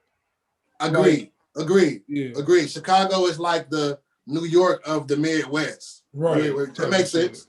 Yeah. That makes in Detroit we just Jersey got some rappers too. So Jersey got some exactly. Jersey got Sue Surf, Trench. Jersey got legendary shit like Joe Budden, Redman. You know what I'm saying? That's the thing about it. We got legendary shit, but now we're finally starting to get our flowers as a whole city. That's never happened in my lifetime. Yeah. Like people think, I hate to say it, because Eminem, like people look at Detroit or people look at Eminem, and because he repped so hard, putting us on this national. Y'all call it right, that now people look at us like, no, you can't fuck around with Detroit. Like, it hurt y'all that the two biggest quote unquote rappers come out of Detroit was Eminem and Kid Rock for a while. Like that was Kid Rock ain't no fucking rapper. I know. But I'm just saying that was the image that came out of Detroit. I don't know. Like as a shorty, he was like Eminem and Kid Rock. That's Detroit and the Red Wings. I'm glad Bodie signed with Griselda because Bodie's been being Bodie for a whole decade and a half, and now people finally starting to see it.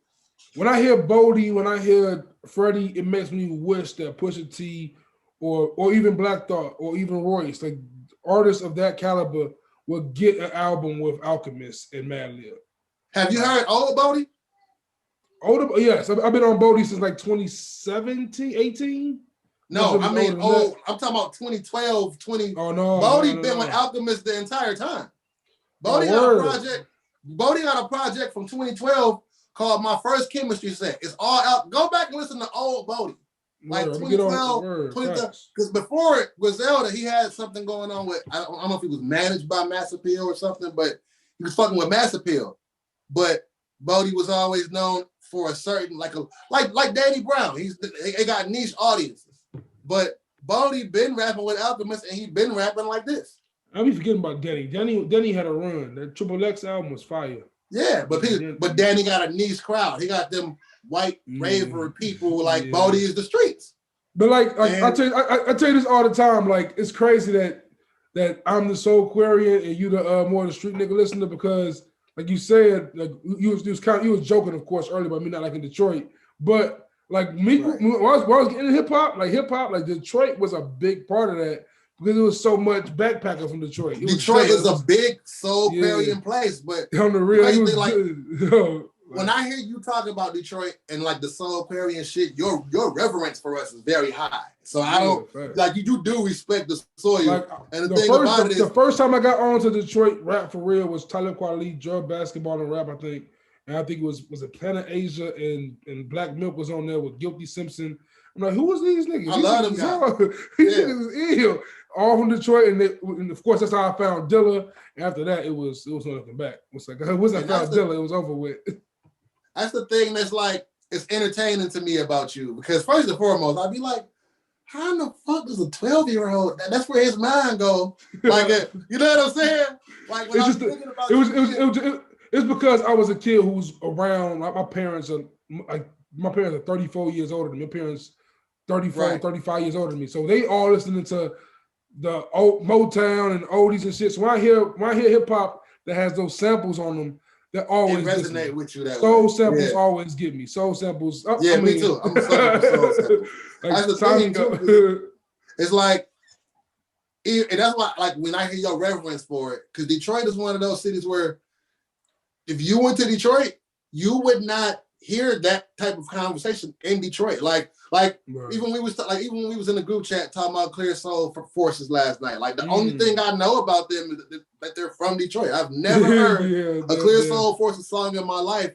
And I try to scale every subgenre as much as I can because I love hip hop. So I want to hear all of it. But in Detroit, the conscious, that Elzai Slum Village wave, that's like, I want to say it's beneath because we got a weird hierarchy in Detroit where the underground music, the sound that like I see other cities and states calling it Detroit drill, but it ain't Detroit drill. It's just how we rap. Like Blade, like how T Grizzly and all them niggas are like the spawn of the Blade Icewoods and the Big Hurts and the East Side Cheddar Boys and all of but our local scene that might not be big in a lot of places, it stretches through like Ohio, some of Illinois, shit like Kentucky, those areas. But that sound is the prevalent sound. Sada and all of them, that's the top tier in Detroit, even though they aren't the most lyrical rappers and shit. Right. Eminem and Royce and all those, the backpack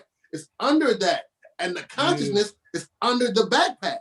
And that goes kind of with let's go back to Chicago, Detroit kind of chemistry, because I was just talking that with Fresh on the episode we did for and I was like, is it kind of weird, when like you guys have this sound in Chicago with Pivot Gang, Mick Jenkins, No Name, all these lyrical artists, but they're kind of the brush under the rug for the G Herbos, the Dirks, and like that's I can't do Herbo either for real. Like I love Herbo, but Chicago, man, Herbo, Dirk, they is like Jay-Z and Nas here. They like Jay-Z and Nas here now. I love when I first heard them too. I was like, Like I like Chief and I respect it because I like the energy. Yeah. I like the ratchet energy. But Herbo has a special place in my heart for me. People can say Herbo beat or whatever, but when Herbo I think that's overrated too. That's like, come on, man. He ain't Blueface. There's a lot of niggas that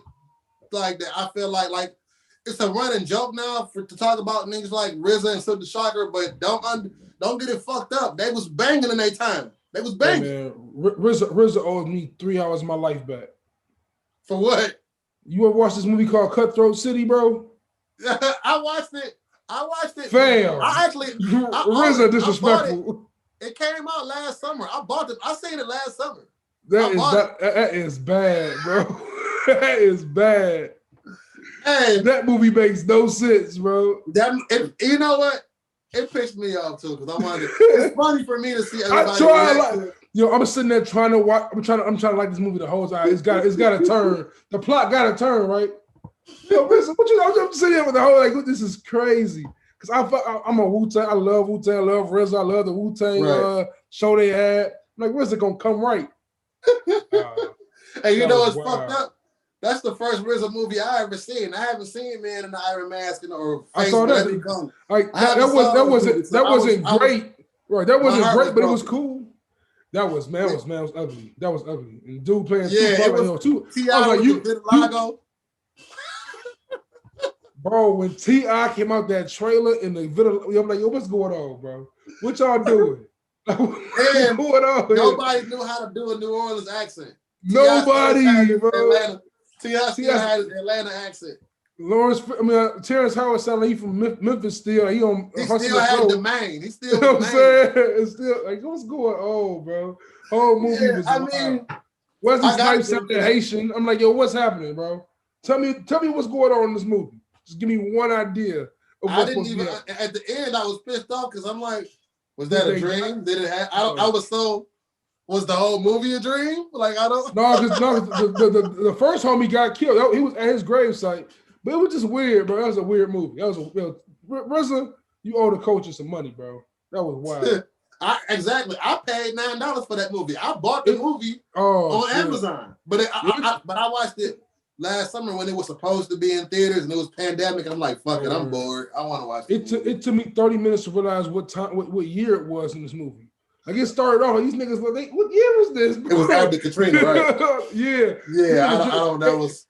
These niggas drinking Jack Daniels at the bottom. Like what niggas is drinking Jack Daniels at the bottom like this, bro? Who was doing this? Like multiple times. Just Jack Daniels honey too. Not even regular Jack Daniels. Honey. They do that down south. When I was living in Texas, we was doing that shit. Like we was doing that. They do that in the south. Me and my cousin boyfriend, me and that nigga used to. Yeah. Them niggas at least got a cup on the side. And that's the thing. Like I said, man, the culture, and that's what I'm about. That's why the rebrand and all of that shit was important to me because Uncle Vick rants needs to be about the inclusion of everybody. Because I hear niggas my age say stupid shit too. I'll be like, no, Joe Budden them get shit wrong all the time. But all the time. So it's not that, I just want us to put more. But they also just openly say they don't care. They just I just want us to put us as a generation of podcasters because that's why I created BKC. That's why all of this is important because we need to be at the end of the day. I mean, that's cool that it, like Charlemagne and I'm just saying somebody else. I think Drink Champs got a network. They got a network too now where they got a Smoke Champs podcast coming out with they guys. Like they got Drink Champs Sports. Yeah, and it's a bunch of things happening where in the podcasting stratosphere right now that I'm watching, and I'm sitting there going, okay, I think it's important that us as creators, we support each other and build our own industry within each other. That's the only way it's gonna happen with all of us. Like I just saw a kid, I just followed him on Instagram. He did a Griselda documentary on his own. I just put it in the group chat actually. Well, I like it. I like him as a creator. The kid, he's all of 19 or 20 years old. I can tell just by I ain't even had a real conversation with him yet outside of right before we got on. I watched the documentary and DM'd him and told him I like his work. It's like a 15-minute Griselda doc, and I'm like, I want to talk to him more. But that's what we have to do as a community.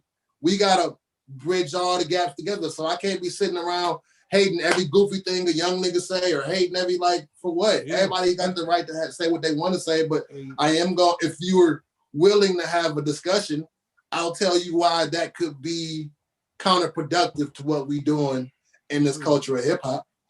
Because like everybody uses the word culture so fucking much, but we don't really. Now that's a buzzword, and it's like, do we really care about the culture? I see more niggas talking about who's quote unquote relevant than what's happening in the culture, because the culture is about the soil and what makes this shit move, not how many fucking who gonna sell 1 million when they drop. We know Drake gonna do that. We know these things are gonna happen. That's why I'm hoping, like, even though it's dope seeing the Joe Budden Network, the Drink Champs Network, the Black Effect Network, it's dope seeing all this. And of course, we in BKC Network, so like it's networks for all this shit.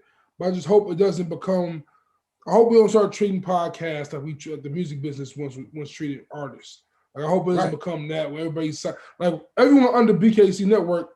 No one's signed here. We just trying to collaborate. That's what it's about. It's about right. We try to collaborate, and we're gonna grow BKC by growing Good in the Hood, by growing Uncle Vick, by growing. We trying to grow each other and invite others to grow with us. That's gonna build our fan base, our network. So it's definitely dope the way we doing that. And what you said about that kid reminds me of like how Joe Budden and them hired the people who did their YouTube clips on YouTube, like hire them to do their clips now. That's just a real boss ass OG movie. Yeah, hired Need to Know. Shout out to Need to Know podcast. Need to Know. I love Steph, man. Steph is such a everything about her energy, bro. I love. Yeah, I call them my witty, over analytical little cousins. I love to listen to them talk. They dope, and they think about everything. They think about everything they say before they very knowledgeable about what they're gonna say. They don't jump out. They don't just jump out and say whatever's on their mind. They give it thought. That's important. And one more thing I want to say about that kind of is I think it's gonna be a bidding war soon for Earn Your Leisure. I'm not sure. I think because they was on 85 South, which is on Black Effect, and it was on Joe Budden podcast, of course. I'm sure they might go have their own. They're gonna just jump on one of them networks and every Charlemagne on their tails too. I just seen Charlemagne under Wayno's post talking about trying to pull Wayno in the Black Effect. I can see that happening. Yeah, I can see that happening. I can see that happening for sure. We're in exciting times, bro, and that's why I'm doing this shit, because for me, it'd be cool to create an audience and one day be able to do this for a living. And ultimately, that would be the goal, because I'm tired of working for these motherfuckers.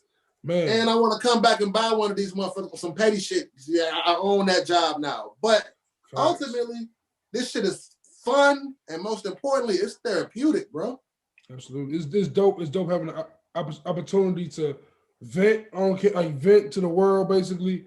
That's definitely very free and therapeutic. It's definitely therapeutic just to have the opportunity to build something on your own. Like that right there feels great. Just knowing like I have a brand. You know what I'm saying? I have I have a catalog of content. Yes. That's when you have kids, bro. Your kids will be able to go back and see this work you put in. Fantastic, man. It's truly amazing. Yeah, I'm honestly afraid that I'm going into murky waters, like coming into this rebrand, because the gloves is off, and I'm saying I'm like, fuck it now. I'm afraid I'm gonna get canceled a couple times this year. Do it. I can't wait till the world opens up. Hopefully by this summer, BKC can do some meetups. You know what I'm saying, as far as definitely that's got to happen. It's got to, like, because I want to do, like I said, I want to come there, because Kalen and Smoother, them niggas feel like my cousins. Like, you know what I'm saying? Like, I enjoy some niggas, man. Some niggas. I tell motherfuckers all the time, Good in the Hood is what happens if you put a hip hop sports center inside of a barbershop. That's what it feels like. You know what I'm saying? Bro. That's love, bro. That's real. I enjoy it. And Kalen be knowledgeable on it. Sometimes him and Smoother both had moments where I'd be like, y'all niggas disrespectful too, but they still like, I think Kalen is the more open-minded to being more well-rounded in his music for sure. interest. And Smoother, he like, I like that nigga shit. This is what I like. And you the wild card in a sense. Like you always you have your like, I love your take against Like so it used to annoy me at first, but I love your take against the street music. So I'll be like, this nigga's crazy. But I enjoy it because it's like it's a different perspective about like areas of music that I just automatically thought that if you was a hip hop head, you automatically felt this way about certain songs. So when I hear you critique Griselda about it, I'll be like, well, I know you're a hip hop head and you know your shit. But I remember being in high school. I was the only person. Like everyone, like back then in high school for me, Jadakiss was the mixtape dude. Fab was the mixtape dude. I'm the dude over here listening to Joe Budden. I'm over here listening to Common. Like I'm thinking, like y'all, I'm saying nobody in Chicago listens to Common but me. It felt like it's a short. How you feel about Vic Mensa? Vic Mensa is a guy who I think is dope, but I think his personality, he's like Wale. Like he just kind of fucks himself. Because I like Vic Mensa a lot. Vic is dope. I didn't like the Hooligans album, but that first that autobiography shit and that last autobiography is the one. Autobiography is so underrated.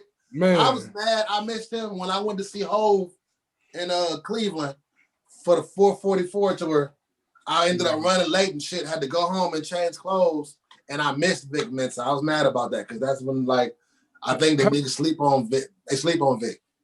They do. Vic is definitely stepping on. Vic is. I'm not sure how Vic has been outshined by Chance so much. When Chance is literally giving us one good project. That's it. That's it. I've been trying to I don't like coloring books. I don't like nothing else. I feel like something's wrong with me. You know what? Bro. Before I get out of here, because you a soul Aquarian, how you feel about Kid Cudi, man? I think it's time that we take him down a few notches. That's all I'm saying. I think Kid Cudi is way too high up on people's list. I love Kid. I think Kid Cudi, the first two albums, Man on the Moon 1 and 2, great albums. But I think Kid Cudi is this generation's Mace, bro. I feel like he birthed the sound and everyone does better than him, bro. That's a really fair comparison. That's a really fair comparison. His new album is decent, but it's like, bro, I don't even like it.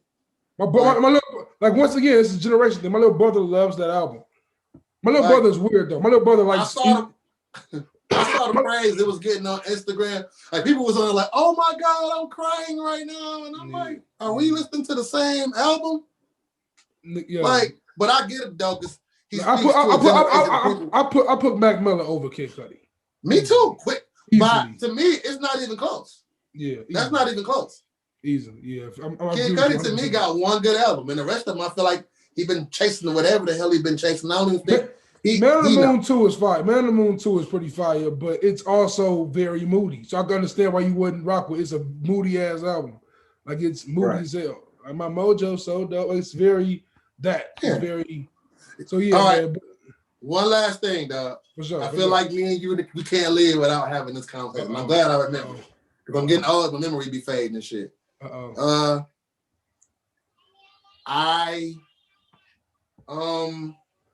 Me and you, we have a lot of discussions about, BKC has this thing. We used to do it every week. We do it seasonally now, I guess. For Flameless Friday, occasionally we do a versus style battle or a playlist battle, whichever one. I feel like me and you have been having conversations so long about all the potential versus battles. Just me and you both being, because at the end of the day, we hip hop heads. But we are we're music lovers. We like all different type of genres and all that stuff. But we've had the battles where we've had Detroit, me and Skeet did Detroit versus Oakland. And I got that one by one, by the way. I got that one by one. Me and Chris did Memphis and he got me out of here. We've talked about potentially doing Detroit versus Chicago, Drake versus Kanye. I've even flirted with the idea, I don't know if I've said it to you, but possibly doing era versus era even. We got a bunch of Quarian versus street nigga. It could be Quarian versus street niggas, or I don't know, a yearly increment. I don't know what my era would be considered. I guess 90. Or you could pick a year from your era and I pick a year from my era. We can do that. Ooh, that's a good look. I like that. That's a good look. That's great to be on top of my head, I'm going 2011. 97. Huh? On top of my head, I'm doing 2011. On top of my head, Really? I would think I would probably maybe. I would probably do 97 or 90, like 90, like 98 or 99. Like 99 is a cheat code. I can't go against 99. I ain't going against 99 unless I got 03 or some shit. Like, hey, 07 is a tough year too. 07 is 07 nasty. Graduation. UGK for life. American Gangster. Hip hop is dead. The Cool. T-Pain, buy you a drink. It's a lot of shit in that. It's a lot of stuff in that era. Yeah, man. that's fair. It's a lot of stuff. So. We gonna iron that out for sure. We gotta do it. We gotta do that. That's gotta happen. It has to happen, bro. It has to happen. Yeah, it has to. I want to do. Definitely want to do a Drake and Kanye. Either if it's you or Harris. I don't care who wants to do it. Because I feel like Drake got Kanye, man. I feel like that. I be having a debate with myself on a regular basis. It would be hella close. I be having a debate with myself in my head. I be thinking Drake some days, but I be like, man, I can't do it, man. Because Kanye might have made whatever changes he done made, but he still got that catalog still there. That catalog's crazy. And that's not even talking features, side joints, and the thing what makes Kanye like dangerous is like he produced didn't he produce You Don't Know My Name, or was that Swiss Beats? Yeah, that's him. Like that's him. You see what I'm saying? Like that's him. The Keisha Cole record. That's him. That's Kanye. That's my shit too. I changed my mind. That's what makes Jay. He got.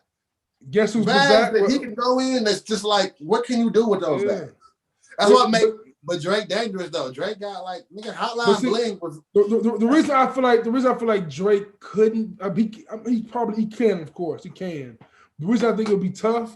I think Drake could get repetitive after a while, like with certain sounds. I feel like he can find himself in a situation where she can start sounding the same. But 20 songs is different though. 20 songs up in the air. 20 songs. The only verses for Drake is Kanye. There is no other verse. Like everybody trying to put him against Drake against Jay-Z. It don't know.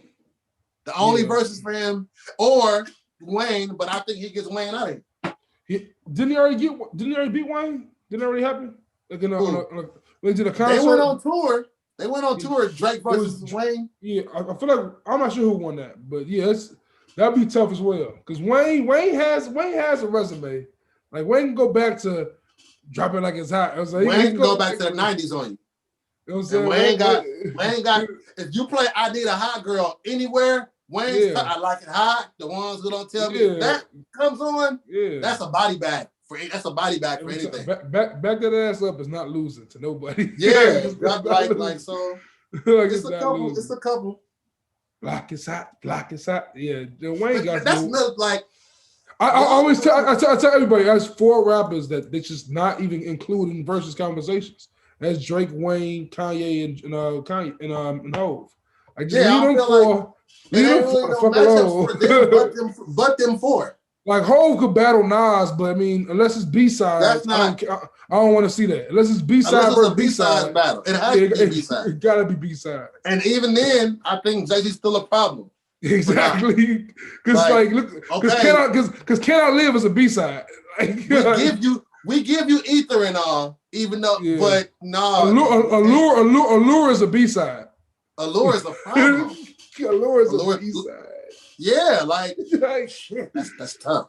He got soundtrack joints. Money Cash Hoes is a B-side. It's a B-side. Yeah, like, it's tough. Niggas don't want no smoke with Jay. Like, leave him alone.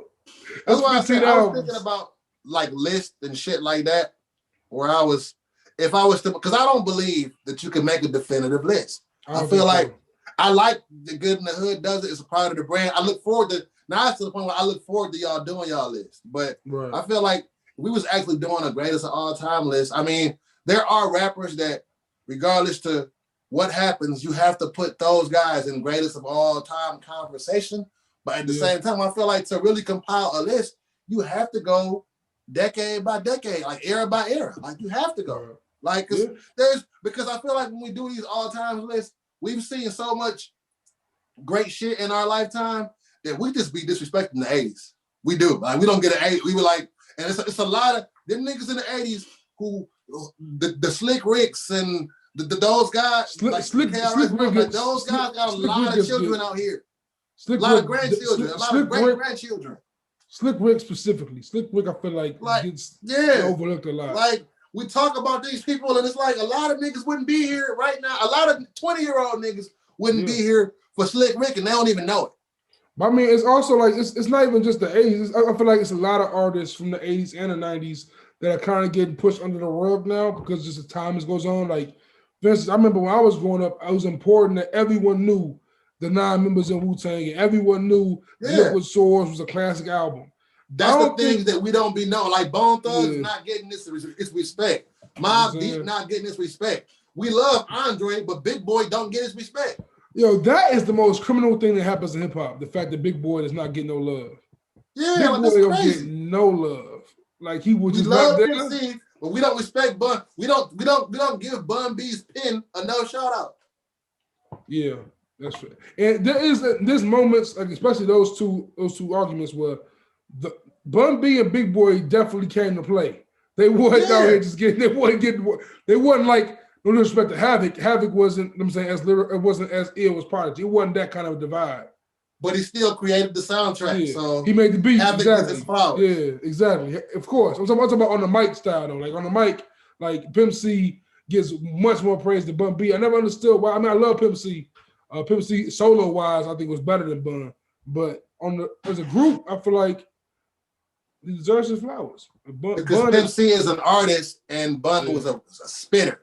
Like, and that's what I mean. Like, I feel like us, like, just to go back to Ill Advised and the podcast, we be so critical of these spitters. I challenge them to write a 30, no, fuck a 16, write a 32, and come on your podcast and spit that motherfucker and see, like. But that's why our whole like Lupe is so high, man. Because Mural, like a song just like that, No, I can't think of another rapper that could do that. I can't think of nobody else that I can see doing that for that. That just like and Black Thought gave me 75 bars. Like I've heard rappers rap that long, but Mural is a masterpiece. Like that dude is just Ghostface. Ghostface don't get the flowers. Ghostface top 15. Ghostface deserves all his love. Yeah, like even Meth. Even that's the reason why Meth is. That's another album I'm looking forward to this year. Because Method Man's catalog don't get enough respect to me either. Method Man in general, what Meth did on Lemon with Conway does not get enough love. Noriega just put out a joint last night with him, Conway, and Method Man. It's a video for it and everything. It's a 10-minute video because it's 2 songs. It's Nori. It's a Nori joint with Method and Conway, and then the second song is a Nori and DJ Khaled. We're gonna reunite into another episode. I'm gonna come up with a few artists from the 90s era that I kind of just want to know, like, would you consider, like, I know you don't have a top 50 list, but these are artists who are not in my top 50 that I want to know, would you put them there? Like, would you, on top of your head, would you consider them a top 50 artist? Nori is one of them names. Yeah, but before we get out of here, who who would you have in mind? Like outside of Nori? Nori for me is one of them. To me, like Body in the Trunk. That's all I would say. When you talk about Nori, and we talk about Banned from TV, we talk about Super Thug. When people talk about Nori, I say Body in the Trunk. Right. Body For me, the first 3 names come to my mind one of them I've sitting on before, but the other one, like Busta Rhymes. I got love for Busta Rhymes. He's not. I don't think he's in my top 50, but maybe if he is, he's low 40s. Right, and it sounds painful to say that. I know how ill Busta is. I hate saying that because it's 50 Busta. is not a big enough number. People think it is. It's not a big number. Exactly. There's millions of rappers out here. Somebody got to go in. It's tough. Like Busta just never gave me. I feel like this album he gave me last year was his best album. And this amazing album. I just like Busta never really gave me that album that really wowed me. This album I feel like was. Like I was thinking the other day, I was asking myself, would I put Twista in the top 50 list? Because at the end of the day, like he still got adrenaline rush, man. Like adrenaline rush is there. I'm from Chicago, so there's no way I could not have put Twister in mind. Like he's the summer adrenaline rush came out. Yeah.